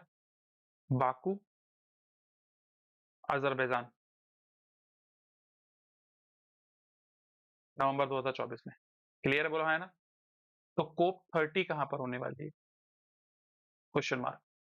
क्लियर हो गया? बोलो हाँ है ना? कोप 30 कहाँ पर एक्सपेक्ट की जा रही है? बोलिए। तो मैंने सारे के सारे यहाँ पर अल्टीमेटली आपको सीन बता दिए कि अभी इतना यहाँ पर ग्लोबल टेम्परेचर बढ़ने वाला है। फर्स्ट डिकेड रहा है 2015 से 2024। ऑब्वियसली बात है, डेवलपमेंट के नाम पे हम इंडियन ह्यूमन सिविलाइजेशन ने बहुत सारे पेड़ काटे हैं, ठीक है। कंक्रीट के जंगल बना दिए हैं भाई, शहर डेवलप किया, अर्बनाइजेशन किया है, कंक्रीट पूरा बना दिया है। इसकी वजह से क्या होता है, हीट रिफ्लेक्शन होता नहीं है, सॉरी हीट रिफ्लेक्शन ज्यादा होता है, इसकी वजह से ये ट्रैप हो जाता है, तो प्रॉब्लम होती है। ब्राजील, वेरी गुड, बहुत बढ़िया, ठीक है। ब्राजील में होने वाली है कोप 30 की मीटिंग। क्लियर है? उसके अलावा अभी साउथ अफ्रीका में आपकी किसकी मीटिंग होने वाली है? साउथ अफ्रीका में, ठीक है, G20 की मीटिंग होने वाली है 25 में। क्लियर है यहाँ तक? तो बहुत सारी मीटिंग्स है अफ्रीका में। अभी फ्रांस में हम लोग बात करके आ रहे हैं भाई, एआई की मीटिंग होने वाली है। क्लियर है? इस तरीके से देखो, ये सारी सारी बातें हम लोगों ने कर ली। कॉपरनिकस ने यहाँ पर ये बोला भी है, वर्स्ट ईयर यहाँ पर रहा है, 1.5 का डेटा हम लोग यहाँ पर क्लियर कर चुके हैं। तो इस तरीके से आपको एयर टेम्परेचर बढ़ता हुआ दिख रहा है, किस तरीके से यहाँ पर अपन जो है टारगेट को क्रॉस कर चुके हैं, 1.5 को यहाँ पे दिख रहा है। क्लियर है? 1940 से 2024 के बीच में ही। तो ये टारगेट आप इत्मीनान से जो है, फ्यूचर इंप्लीकेशंस क्या है, 2025 तक की लिमिट अब 2% की लगा दी है हम लोगों ने। वर्स्ट ईयर यहाँ पे रहा है, 100 से ज्यादा देशों ने यहाँ पर जो है हीट वेव को फील किया है। 100 से ज्यादा देशों ने ये फील किया है भैया, उनके देश में हीट वेव्स फील की गई हैं। कॉल ऑफ एक्शन यहाँ पर रिलीज किया गया है बाय द एंटोनियो गुटेरेस, जो यूनाइटेड नेशन के सेक्रेटरी हैं यहाँ पर, एंटोनियो गुटेरेस। कहाँ से आते हैं ये? ठीक है, क्वेश्चन मार्क। किस देश से आते हैं ये, किस देश से बिलोंग करते हैं? ग्रीन हाउस एमिशन को यहाँ पर क्या करना चाहिए, मिटिगेट करना चाहिए, 2025 में ही हम लोग को आपस में मीटिंग करनी चाहिए। क्लियर है? तो ये सारी बातें करी गई हैं। चलिए, अब यहाँ पर जेड मोर टनल, यहाँ पर AKA सोनमर्ग टनल की शुरुआत की गई। आपको पता है कि यूनियन गवर्नमेंट करंटली जो है बहुत सारा इन्वेस्टमेंट लेके आ रही है, कहाँ पे? जम्मू एंड कश्मीर में, ताकि स्टेबिलिटी आ सके, वहां पर जॉब क्रिएशन हो सके, इंडस्ट्रीज आ सके। समझ में आया? तो अल्टीमेटली पहले तो वहां पर इंफ्रास्ट्रक्चर डेवलप किया जा सके। तो इंफ्रास्ट्रक्चर के लिए अगर आपको पता होगा भाई, कि मैंने आपसे डिस्कशन किया था, recently he Jammu and Kashmir को यहाँ पर खुद का डिवीजन दिया गया है, यस और नो? तो कौन से नंबर का डिवीजन है वो? ठीक है, ये मैं पुराने क्वेश्चन पढ़ा चुका हूँ, पुरानी वीडियोस देख लीजिएगा। आई होप दिस वाज क्लियर। ठीक है, तो यहाँ पर रिसेंटली क्या डेवलप किया गया है? Sonamarg tunnel set to be inaugurated by the prime minister Narendra Modi on 13th of January 2024। 2024, 2025 के, 2024 नहीं होना चाहिए यहाँ पे, 2025, ठीक है। 2025 के 13 जनवरी को यहाँ पर इन्होंने किया, जो कि 8,652 फीट की हाइट पर ये टनल बनी है। इट्स ह्यूज एक्चुअली, अगर बात करोगे तो सोचो, 8,500 से ऊपर की हाइट यहाँ पर आपको एल्टीट्यूड देखने को मिल रहा है। लेंथ इसकी 6.4 किलोमीटर की है आपकी। क्लियर है? सारी बातें। कैपेसिटी क्या है? 1,000 व्हीकल को 1 घंटे में इसकी कैपेसिटी है। कॉस्ट जो है कितना?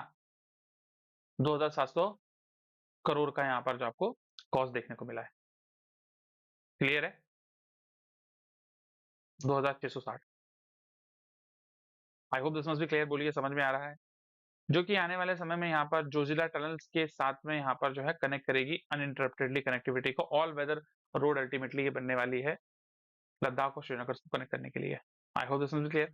उसके अलावा ये जो आपने देखा होगा, जो मैंने यहाँ पर जम्मू एंड कश्मीर डिवीजन बताया, इसमें वंदे भारत का टेस्टिंग भी, यहाँ पर ट्रायल भी कंप्लीट हो चुका है, जो कि आपका कहाँ से, जम्मू डिवीजन से आपका कटरा, कटरा से बनिहाल, बनिहाल से आपका इस तरीके से श्रीनगर तक आपको कनेक्टिविटी देखने को मिलेगी। क्लियर है यहाँ तक?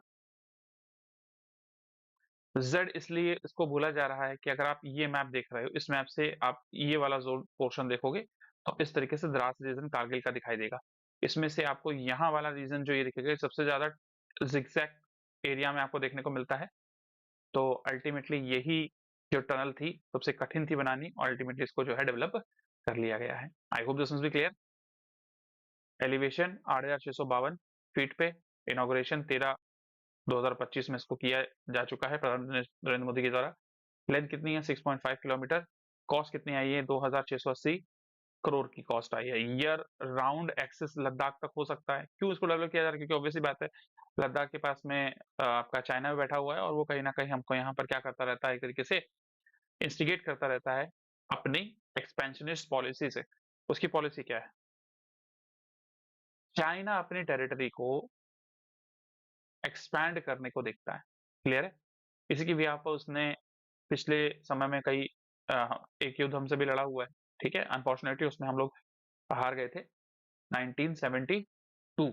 आई hope this is clear. Indo China war, जिसके बाद से उसने अरुणाचल प्रदेश के कुछ हिस्से और लद्दाख के कुछ रीजन जैसे अक्साई चीन को यहाँ पर क्या किया हुआ है, अपने अंडर कवर कर रखा है इलीगली। क्लियर है यहाँ तक? बूस्ट द विंटर सोनमर्ग, ये विंटर विंटर टूरिज्म को बूस्ट करेगा। अभी यहाँ पर विंटर आपका क्या है भैया, ठीक है? विंटर खेलो इंडिया विंटर फेस्टिवल, ठीक है? खेलो इंडिया, खेलो इंडिया विंटर फेस्टिवल यहाँ पर हुए हैं। I hope this must be clear. तो इस बार का अगर आप बात करोगे तो स्नो लेपर्ड उसका जो क्या था, स्नो लेपर्ड उसका मस्कट था। कहाँ कहाँ पर हुए हैं, ठीक है? जम्मू में और आपका लद्दाख में, दो डिवीजन में हुए हैं आपके। कौन कौन से खेल थे? स्कीइंग, ठीक है? ये नए नए खेल आपको देखने को मिले। जोजिला टजल जो कि 2026 में यहाँ पर कंप्लीट होगा, उसको फ्यूचर कनेक्टिविटी यहाँ पर ये प्रदान करेगा। तो ये इसको जानने से पहले पहले हम यहाँ पर एरिया वाइज चीजों को देख लेते हैं। एरिया वाइज चीजों को क्या देख रहे हैं अभी हम लोग, ठीक है? अगर हम मैप की बात करते हैं, एक सेकेंड, तो यही दिखा देता हूँ। ये हमारे भारत का मैप है, ठीक है? इस हमारे भारत के मैप में यहाँ पर आपको जो है रेंज अलग अलग दिखाई देती है, ठीक है? हिमालय को 3 पार्ट में यहाँ पर डिवाइड किया गया है, ठीक है? इस तरीके से, एक है शिवालिक, एक है यहाँ पर हिमालय और एक है यहाँ पर ट्रांस हिमालय। क्लियर? ये जो हिमालयन रीजन है, इसको 3 पार्ट में और डिवाइड किया गया है। लेसर हिमालय, मिडिल हिमालय और great Himalaya. I hope this is clear. तो ये पूरा हिमालयन रेंज यहाँ पर आपको देखने को मिलती है to the Bhutan and all this areas. उसके साथ साथ में यहाँ पर जो इधर का एरिया जम्मू एंड कश्मीर का, ये और छोटे छोटे हिल्स में डिवाइड हो जाता है, जैसे शिवालिक हिल्स। क्लियर दिख रहा है आपको? धौलाधार हिल्स, ठीक है? ये हिल्स के बीच में ही आपको वैली दिखती है, जैसे पीर पंजाल, ठीक है? और यहाँ पर जंस्कर रेंज, ये जो जांस्कार रेंज है, इसी के बीच में ये वैली है और इसी वैली के बीच में आपको श्रीनगर देखने को मिलता है। समझ में आया या नहीं आया? हाँ, ये लद्दाख रेंज देखने को मिलेगी, फिर यहाँ पर काराकोरम रेंज देखने को मिलती है, यहाँ पर हिंदू कुश की पहाड़ियां देखने को मिलती हैं। I hope this must be clear. इस तरीके से हिमालयन जोन को अपन समझ सकते हैं। इस तरीके से रेंज आपको देखने को मिलती है। इसमें बहुत सारे पासेस भी आपको देखने को मिलते हैं, बानीहाल पास और बहुत सारी lake, Dal lake, Wular lake. Wular lake तो इंडिया की सबसे बड़ी फ्रेश वाटर लेक है। Wular lake is a fresh water lake, India की सबसे बड़ी फ्रेश वाटर लेक है। फिर बॉर्जील पास, इस तरीके से पासेस आपको देखने को मिलते हैं। क्लियर है? तो इस तरीके से मैं कुछ पासेस को भी कवर कर रहा हूँ ताकि आपको एसएससी यूपीएससी के अंदर जो आने वाले पासेस है उसको समझ में आ सके। जैसे कि यहाँ पर जो मोस्ट इंपॉर्टेंट पासेस हैं आपके, ठीक है? पिंसिला, चांगला, आपका इस्मिला। फिर आफ्टर अगर यहाँ पर बात कर लें, खरदुंगला पास बहुत इंपॉर्टेंट है यहाँ पे। किसको जोड़ता है ये जोड़ता है आपको अ, दुनिया का सबसे ऊंचा बैटलफील्ड अगर बात करोगे, द्रास वैली को जोड़ता है यहाँ पे।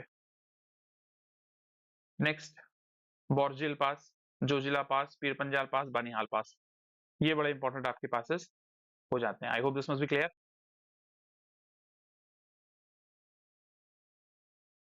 चलिए अगली बातें कर लेते हैं। तो ये सारे कॉस्ट, ये सारे रिलेटेड हम लोगों ने यहाँ पर बात करी है। तो स्ट्रेटेजी की इंपॉर्टेंस क्या है, क्योंकि ऑल वेदर यहाँ पर लद्दाख को ही जोड़ेगा, मिलिट्री और सिविलियन ट्रैवल्स को यहाँ पर ही जोड़ेगा, ठीक है? गंगावीर और सोनमर्ग अल्टीमेटली इसको ज्वाइन किया जाएगा। दैट आफ्टर अगर मैं यहाँ पर बात करता हूँ तो टूरिज्म बूस्ट करना इसका मेन इंपॉर्टेंट लक्ष्य है। इकोनॉमिकली इम्पैक्ट लोकल बिजनेस को बेनिफिट होगा यहाँ पे, फिर अदर अपॉर्चुनिटीज यहाँ पर ली जाएंगी। दैट आफ्टर अगर मैं यहाँ पर बात करता हूँ तो 17 किलोमीटर पर आवर की स्पीड से 1000 व्हीकल्स को यहाँ पर ये क्या कर सकता है, 1 घंटे के अंदर यहाँ पर मैनेज कर सकता है। क्लियर है? फ्यूचर कनेक्टिविटी आने वाले समय में 2026 दिसंबर तक यहाँ पर जोजिला टनल से इसको जो है कंस्ट्रक्ट कर दिया जाएगा, जोड़ दिया जाएगा। तो ये इसके आपको देखने को मिलेंगे बेनिफिट्स। क्लियर? चलिए अगली बात कर लेते हैं क्वेश्चन नंबर 8 पे। तो क्वेश्चन नंबर 8 यहाँ पर क्या बात कर रहा है?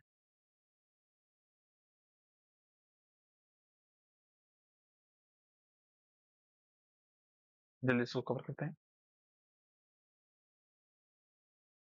2024 ग्लोबल वाटर मॉनिटर रिपोर्ट यहाँ पर रिसेंटली आ चुकी है, जिसने यहाँ पर एम किया है क्या भाई, 40 मिलियन वर्ल्ड वाइड।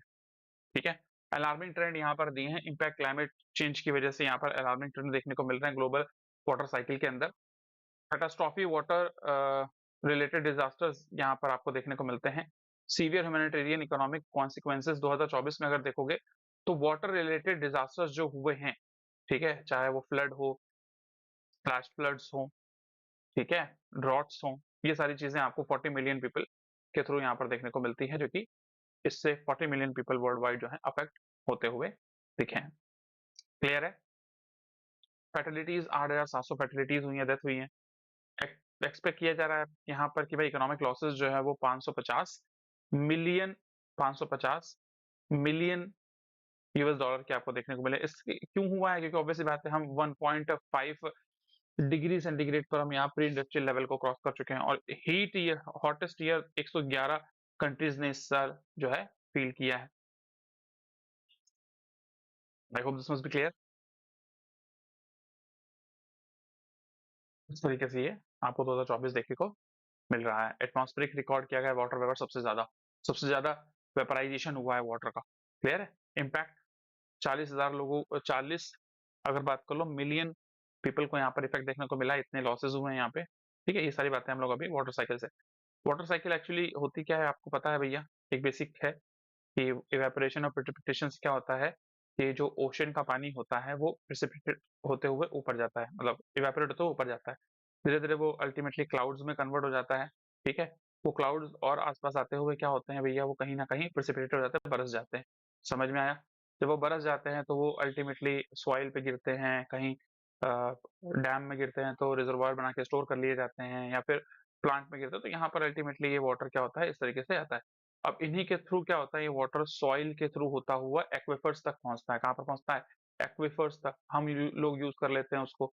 फिर अल्टीमेटली वो रिश्ता रिश्ता कहीं ना कहीं नदियों के थ्रू या झीलों के थ्रू, अल्टीमेटली झील तो नहीं, नदियों के थ्रू होता हुआ पानी ओशन में चला जाता है। तो यही पूरी वाटर साइकिल अल्टीमेटली होती है। क्लियर है? अब इसकी वजह से क्या हो रहा है, इंटेंस मानसून हो रहे हैं, स्टॉर्म आ रहे हैं, सीवियर फ्लडिंग ग्लोबली आपको देखने को मिल रही है। ये एक बड़े इवेंट्स आपको देखने को मिलते हैं। क्लियर हो गई यहाँ तक कहानी?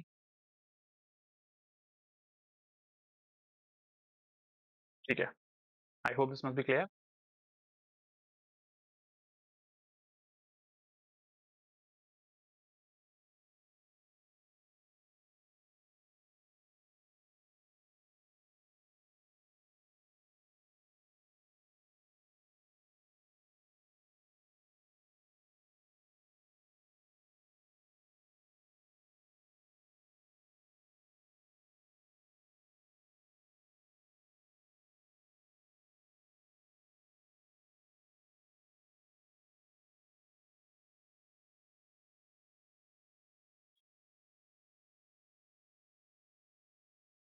सो ये यहाँ पर आपको क्या देखने को मिल रहा है, सारा का सारा डिटेल आपके सामने है भाई, शॉर्टकट में।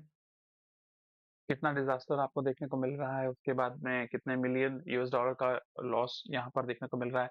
ग्लोबल टेम्परेचर 1.5 डिग्री सेंटीग्रेड यहाँ पर प्री इंडस्ट्रियल लेवल तक जा चुका है। 111 कंट्रीज ने यहाँ पर एक्सपीरियंस किया है हॉटेस्ट ईयर 2024 को। इंटेंस वाटर रिलेटेड फ्रिक्वेंट यहाँ पर टेम्परेचर चेंजेस यहाँ पर देखने को मिल रहे हैं। क्लियर है? वाटर साइकिल में चेंज हो गया है। प्रेसिपिटेशन अल्टीमेटली बात करो, month with record low precipitation with 38% more common.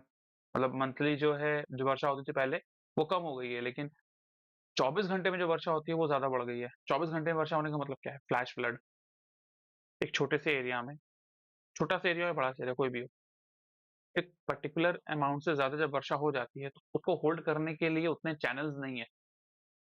हमने कंक्रीट के रोड बना दिए हैं, हमने जंगलों को काट दिया है, हमने निकासी नहीं दी है, पानी को निकलने का रास्ता नहीं दिया है।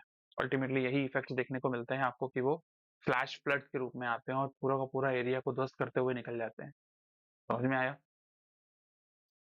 मंथली ये सारी चीज़ें मैंने आपको बताई कि मंथली जो रेनफॉल है वो हाई सेट हुए हैं 2024 में, फिर 2000 के बाद से। ग्लोबल टेम्परेचर ट्रेंड अभी मैंने बताया आपको बढ़ चुका है यहाँ पे। टेरेस्ट्रियल वाटर स्टोरेज, ठीक है? चलिए अगली बात कर लेते हैं। वाटर साइकिल अभी जैसे मैंने आपको बताया कि it involve continuous circulation of water और सरफेस से आपको देखने को मिलेगा वाटर साइकिल के रूप में, जिसमें इवेपोरेशन, ट्रांसपोर्टेशन, कंडेंसेशन और प्रेसिपिटेशन मतलब बारिश देखने को मिलती है आपको। मोस्ट सन से चार्ज होकर टेम्परेचर चार्ज अप होता है, क्लियर है? तो ये इस तरीके से आपका देखोगे ओशन से होता हुआ इवेपोरेशन से बादल बनेंगे, बादल से कंडेंसेशन होगा, बादल से फिर ये प्रेसिपिटेट होकर बारिश होकर नीचे गिरेगा, नीचे गिरने के बाद में कहीं ना कहीं फिर स्टोर होगा, फिर इन्फिल्ट्रेट होता हुआ वाटर टेबल में पोर पर्कुलेशन से डीप जाता रहेगा, फिर अल्टीमेटली सरफेस के द्वारा प्लांट्स के द्वारा एब्जॉर्ब होगा, फिर वहां से भी इवेपोरेशन आपको देखने को मिलता है, सॉइल से, प्लांट से, ट्रांसपिरेशन प्लांट से देखने को मिलता है, रिजर्वायर डैम से इवेपोरेशन देखने को मिलता है, फिर ये होता हुआ सरफेस फ्लो से होता हुआ रिवर से थ्रू फिर ओशन में जाके मिल जाता है। अल्टीमेटली ये इस तरह का नेचर आपको देखने को मिलता है। क्लियर है? Water cycle. क्वेश्चन नंबर 9 यहाँ पर विकसित भारत यंग लीडर डायलॉग 2025 को यहाँ पर मनाया गया। क्यों मनाया गया? स्वामी विवेकानंद जी का जन्मदिन था। क्लियर है? जब हम स्वामी विवेकानंद जी के जन्मदिन की बात कर रहे होते हैं तो हमको ये बात जानना बहुत जरूरी हो जाता है कि उनका जन्मदिन 12 जनवरी को पड़ता है। शुरुआत विकसित भारत यंग लीडर डायलॉग की यहाँ पर मनसुख मांडविया सर, जो कि स्पोर्ट्स एंड यूथ मिनिस्टर भी हैं, उन्होंने की थी। बट 12 तारीख को प्रधानमंत्री नरेंद्र मोदी ने और अदर मिनिस्टर्स ने यहाँ पे जाके एक तरीके से कनेक्टिविटी दी है। क्लियर हो गया बात?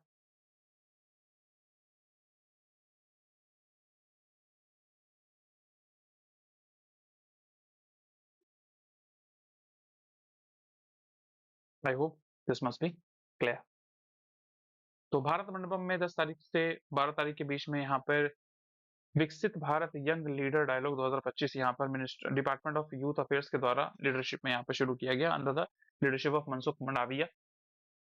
ईच ईयर यहाँ पर हम लोग उनके जन्मदिन को as a youth day celebrate करते हैं।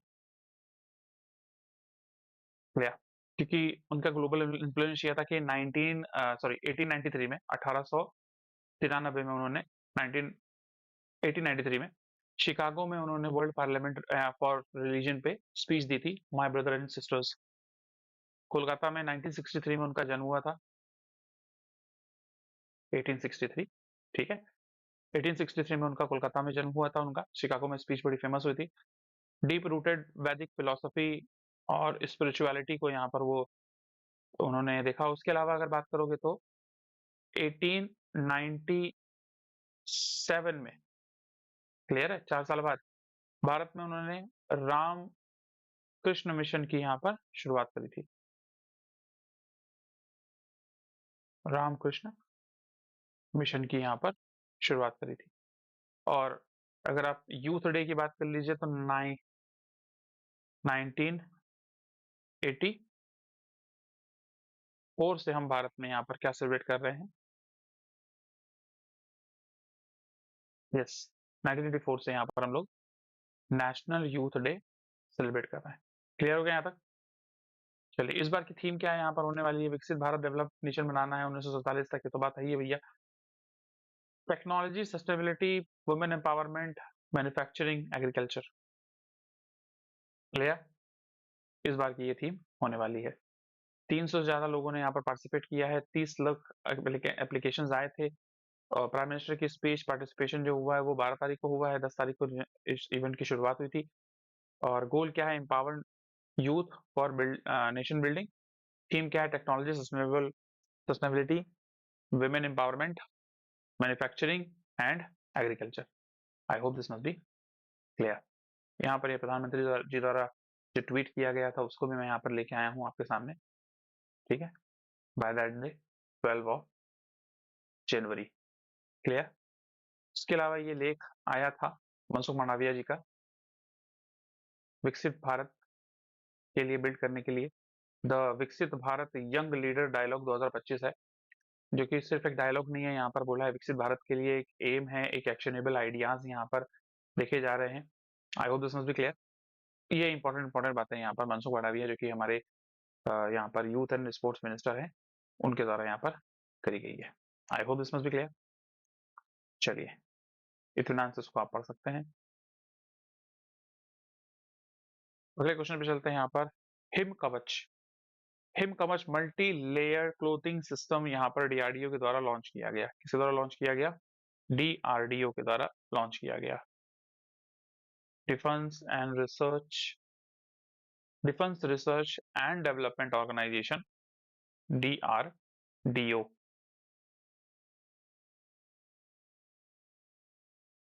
दूसरी अगर यहाँ पर बात कर लूं मैं, इसका जो टेम्परेचर वेरिएबिलिटी है हिम कवच का, ये प्रिपेयर करेगा जितने भी यहाँ पर कोल्ड वेदर कंडीशंस है। इनोवेशन क्लोथिंग यहाँ पर बनाई गई है मिलिट्री पर्सनल्स के लिए, जो कि हमारे सियाचिन जैसे पोस्ट पर, सियाचिन जैसे एरिया पे यहाँ पर प्रोटेक्शन प्रोवाइड कराएंगे हिमालय के रीजन में। और टेम्परेचर रेंज की बात करी जाए तो +20 डिग्री से लेकर -60 डिग्री तक के टेम्परेचर को यहाँ पर ये टेस्ट किया गया है। क्लियर है? जो कि सुनिश्चित करेगा सैनिकों को। आई hope this must be clear.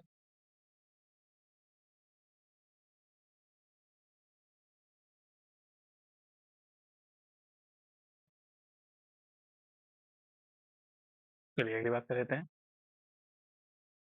ये आपको हिम कवच दिखाई दे रहा होगा, +20 डिग्री से -60 डिग्री, ठीक है। हाईएस्ट एल्टीट्यूड हिमालयन रीजन पे कोल्ड वेदर आपको देखने को मिलता है। फिर अगर हम डीआरडीओ की यहाँ पर बात कर ले तो 1958 में इसको एक्चुअली डेवलप किया गया था। इस बार का 67th आपने यहाँ पर डीआरडीओ डे सेलिब्रेट किया है। भवन मोटो बलस से मूल विज्ञानम। राजनाथ सिंह सर इसके क्या है? आपके मिनिस्टर रिस्पॉन्सिबल है डिफेंस, मिनिस्ट्री ऑफ डिफेंस के अंदर आता है ये। समीर वी कामत करंटली इसके चेयरपर्सन है, मिनिस्ट्री ऑफ डिफेंस के अंदर आता है। फोकस करना अल्टीमेटली अलग अलग प्रोजेक्ट है, जैसे कि अग्नि मिसाइल, पृथ्वी, आकाश, ठीक है। First long hypersonic missile capable 1500 kilometre की रेंज का यहाँ पर ये डेवलप किया जा चुका है। क्लियर है? तो वेरियस बहुत सारे ऑल यूजर्स इसके ट्रायल्स कंडक्ट किए जा चुके हैं ऑपरेशन लेवल पे, फीडबैक भी लिए जा चुके हैं। मल्टी लेयर्ड है, आउटर लेयर, इनर लेयर, ठीक है। रिपल्स वाटर को, आउटर लेयर रिपल्स और विंड को यहाँ पर ब्रीदेबल बनाता है। इनर लेयर हीट को ट्रैप करता है ताकि वार्म कंडीशंस में यहाँ पर रहे जो भी इसको पहने। फ्यूचर में इसको और इंश्योर किया जा रहा है कि मिलिट्री टेक्नोलॉजी से और इसको डेवलप किया जाए, इसको और कैमोफ्लेज बनाया जाए, छिपने योग्य बनाया जा चुका है। I hope this must be clear. Next यहाँ पर बात कर ली जाए commerce and industry ministry, Piyush Goyal sir ने यहाँ पर टारगेट रखा है कि $100 मिलियन में हम लोग यहाँ पर जितने भी आपके एक्सपोर्ट कर रहे हैं फूड और बेवरेजेस आइटम को, जितने भी खाद्य और पेय पदार्थ हैं जिनको हम लोग कृषि या समुद्री एग्रीकल्चर और आपके मरीन प्रोडक्ट मतलब एक्सपोर्ट करना combination, food, beverages, agriculture, marine product with in sector 4 to 5, ultimately यहाँ पर बात देखोगे 4 to 5 ईयर्स में, जिसमें अल्टीमेटली इतना टारगेट रख दिया गया है $100 बिलियन का। कहाँ पर? Indo food 2025। आपको पता होगा मैंने कहा था चिराग पासवान जी ने इसकी शुरुआत करी थी रामदेव बाबा के साथ में। ये मैं क्वेश्चन पिछले वीडियो में पढ़ा चुका हूँ, आप उसको इत्मीनान से देख लीजिएगा। तो यहाँ पर अल्टीमेटली बात की जाए कितना परसेंट ग्रोथ, एनुअल ग्रोथ की यहाँ पर बात करी जा रही है, 14 से 15% एनुअल ग्रोथ रेट की यहाँ पर बात करी जा रही है। I hope this must be clear. चलिए, $100 बिलियन का यहाँ पर एक्सपोर्ट टारगेट रखा है। 14 से 15 बिलियन 14 से 15% का इंक्रीज यहाँ पर देखने को मिलेगा। 100% एफडीआई यहाँ पर बात करी जा रही है, तो आज मैं आपको एफडीआई के बारे में भी थोड़ा डिस्कशन कराऊंगा। एफडीआई क्या होता है? तो एक व्यक्ति थे, अरविंद मायाराम जी कमेटी। ओके, अरविंद माया राम जी कमेटी, जिसके थ्रू यहाँ पर एफडीआई को दो पार्ट में डिवाइड किया गया था फॉरेन इन्वेस्टमेंट को। एक है फॉरेन डायरेक्ट इन्वेस्टमेंट और एक है फॉरेन इंस्टीट्यूशनल इन्वेस्टमेंट, या जिसको फॉरेन पोर्टफोलियो इन्वेस्टमेंट भी कह देते हैं हम लोग। ठीक है, ये ऐसा कहा जाता है कि ये ज्यादातर क्या होता है सर, परमानेंट या एक तरीके से लॉन्ग टर्म के लिए आता है। लॉन्ग टर्म के लिए ये वॉलेटाइल इन नेचर होता है। वॉलेटाइल मतलब आएगा तुरंत चला भी जाएगा, या शॉर्ट ड्यूरेशन के लिए आता है। I hope this must be clear. Short duration, I hope this must be clear. Short duration थोड़ा लघु समय के, ये लंबे समय के लिए आता है, ये थोड़े समय के लिए आता है।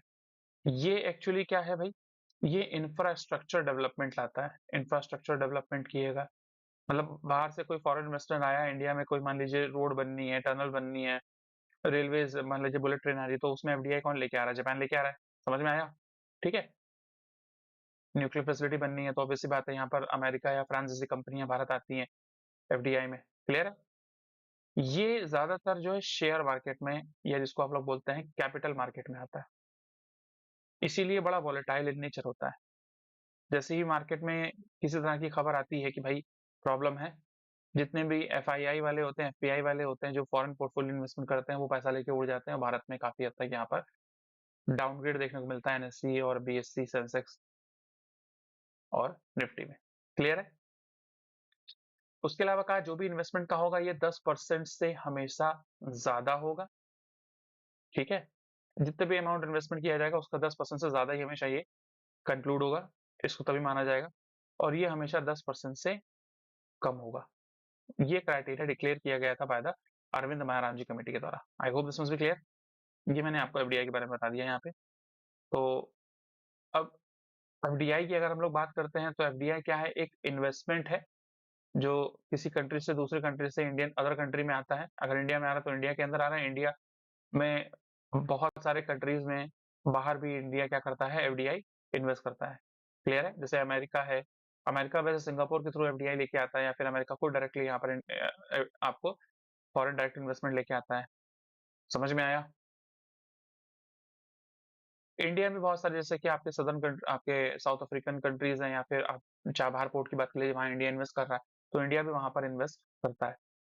तीन तरीके के टाइप एफडीआई होते हैं: ग्रीन फील्ड, न्यू ऑपरेशंस के लिए; ब्राउन फील्ड, मर्जिंग होना, एक्विजिशन होना; ज्वाइंट वेंचर, कोई एग्जिस्टेड फर्म है लोकल फर्म के साथ में जुड़ के यहाँ पर काम करना।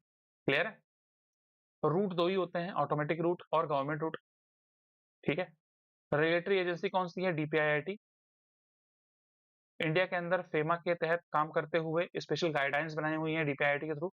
Department for promotion of industries and internal trade, जो कि ministry of commerce and industry के अंदर आती है, जो कि पीयूष गोयल सर के पास में करंटली। करंट रेट यहाँ पर दिसंबर में देखा जाए तो अलग अलग परसेंटेज हैं। जैसे अगर बात करते हैं यहाँ पर हम लोग थोड़ा सा, ई कॉमर्स सेक्शन में 100% एफडीआई है, मतलब 100% फॉरेन कंपनी आ सकती है। फार्मास्यूटिकल में भी 100% एफडीआई आपको देखने को मिलता है। फूड प्रोसेसिंग में भी 100% देखने को मिलता है। टेलीकॉम इंडस्ट्री में भी 100% देखने को मिलता है। और डिफेंस में भी 100% देखने को मिलता है। इंश्योरेंस में 74.5%, ब्रॉडकास्टिंग में 74.5%, सिविल एविएशन में 49%। बहुत सारे नेशनल सिक्योरिटी से रिलेटेड एरियाज है जहां पर अभी भी 0% एफडीआई है।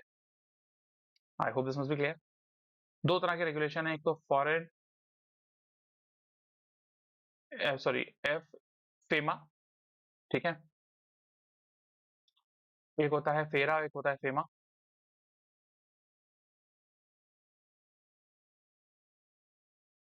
क्लियर है? एक होता है डीपीआईआईटी की गाइडलाइंस। फेमा का फुल फॉर्म क्या होता है? कमेंट बॉक्स में रिप्लाई करिएगा सभी लोग, पहले बता चुका हूं मैं। कब आया था ये? तो ये सारी बातें। नेक्स्ट क्वेश्चन नंबर 12 की यहाँ पर बात करता हूँ। Ministry of electronics and information technology, Ashwini Vaishnaw sir ने यहाँ पर फाउंडेशन लाए किया है नई लैपटॉप बनाने की फैसिलिटीज का, जो कि शुरू की गई है चेन्नई तमिलनाडु में, एसएसजी टेक्नोलॉजीज के साथ में मिलके। सैरमा एसएसजी टेक्नोलॉजीज किसके साथ में मिलकर काम कर रही है? एमएसआई माइक्रो स्टार इंटरनेशनल, जो कि ताइवानियन कंपनी है, ताइवानियन लीडर है एआई पीसीज में। अगर बात करोगे आप, मैन्युफैक्चरिंग यहाँ पर करी जा रही है, तो पीएलआई स्कीम के अंडर इसको जो है शुरू किया गया है, प्रोडक्शन लिंक्ड इंसेंटिव स्कीम और मेक इन इंडिया प्रोग्राम के अंदर इसको जो है मैन्युफैक्चरिंग कैपेसिटी को यहाँ पर लाया जा रहा है। तो 100 एनुअली, सॉरी 1 लाख लैपटॉप बनाए जाएंगे। 1 मिलियन लैपटॉप 10 लाख कैपेसिटी तक यहाँ पर जाएगा, 10 लाख यहाँ पे 2 सालों के अंदर। इससे 2026 तक 150-200 नई जॉब्स क्रिएट होंगी। मेक इन इंडिया इंस्टीट्यूट के अंदर आया है ये, चेन्नई तमिलनाडु में इसको शुरू किया गया है। MSI Micro Star International, Taiwanian company आपको देखने को मिल रही है। पीएलआई स्कीम पे पहले भी हम लोग बात कर चुके, तो चलिए एक बार फिर से यहाँ पर रिवीजन कर लेते हैं हम लोग। पीएलआई स्कीम के अंदर अगर बात करोगे तो अभी पहले 1.0 था, अभी 2.0 भी यहाँ पर आ चुकी है पीएलआई स्कीम। यहाँ पर बात करोगे 2020 में कोविड-19 के बाद इसको शुरू किया गया था अल्टीमेटली, ठीक है। 2020 में कोविड-19 में इंडियन डोमेस्टिक मार्केट को एनहांस करने के लिए, सप्लाई चेन को यहाँ पर कंट्रीब्यूट करने के लिए इसको लाया गया था। 14 सेक्टर में स्पेशली इसको लाया गया था, जैसे कि ऑटो कंपोनेंट, ऑटोमोबाइल, एविएशन, जहाज वाले areas, chemicals, electronics system, food processing, medical device, metal mining, pharmaceutical, renewable energy and other. I hope this must be clear. Focus area क्या था भाई? मैक्सिमम करना, रिटर्न इन प्रोडक्शंस, एम्प्लॉयमेंट जनरेशन करना, export को बढ़ाना, time bound investment लेके आना, ठीक है। अल्टीमेटली ये सारी चीजें हैं। अगर बात करोगे कौन कौन से सेक्टर में कितना कितना एफडीआई दिया गया है, तो आप यहाँ पर इत्मीनान से देख सकते हैं। फूड में 10,900 करोड़ रुपए, टेक्सटाइल में 10,683 करोड़ रुपए, high efficiency solar PV photovoltaic modules 4,500, white good AC AMPs LED, ठीक है, 6,228, स्पेशलिटी स्टील की बात कर लिया 6,332, 6,322, टेलीकॉम नेटवर्क बात कर लिया जाए तो 12,195, मैन्युफैक्चरिंग मेडिकल डिवाइस की बात करें 3,430, एडवांस केमिकल बैटरीज, ऑब्वियसली बात है हम ईवीज की बात कर रहे हैं तो हमें मैन्युफैक्चरिंग भी करनी पड़ेगी, ऐसा नहीं बस सारा का सारा माल हम चाइना से उठा के असेंबल कर दे रहे हैं इंडिया में, ठीक है ना। 18,100 करोड़ रुपए, electronics and technology product 5,000, automobile component 57,042 crore, pharmaceutical 15,000 crore, उसके अलावा मोबाइल मैन्युफैक्चरिंग की बात करी जाए तो 4,950 करोड़। फूड में भी मैंने बता दिया, सारे सारे प्रोडक्ट यहाँ पर मैंने डिस्कशन कर लिए हैं आपसे। आई hope this must be clear. तो आज के लिए यहाँ पर हम लोग क्लास इतना ही रखते हैं। आई होप आप सभी ने क्लास को एंजॉय किया होगा। अगर आपने क्लास को एंजॉय किया है, आपको क्लास समझ में आई है, तो do like the video, share the video and subscribe the channel, ताकि हम लोग को यहाँ पर क्या मिले, एक बूस्ट मिले और हम लोग यहाँ पर काम करें, आगे बढ़ें। I hope you enjoy the class. Thank you. Thanks a lot. God bless you all. Bye bye and take care. Enjoy your day. Thank you for watching. God bless you all.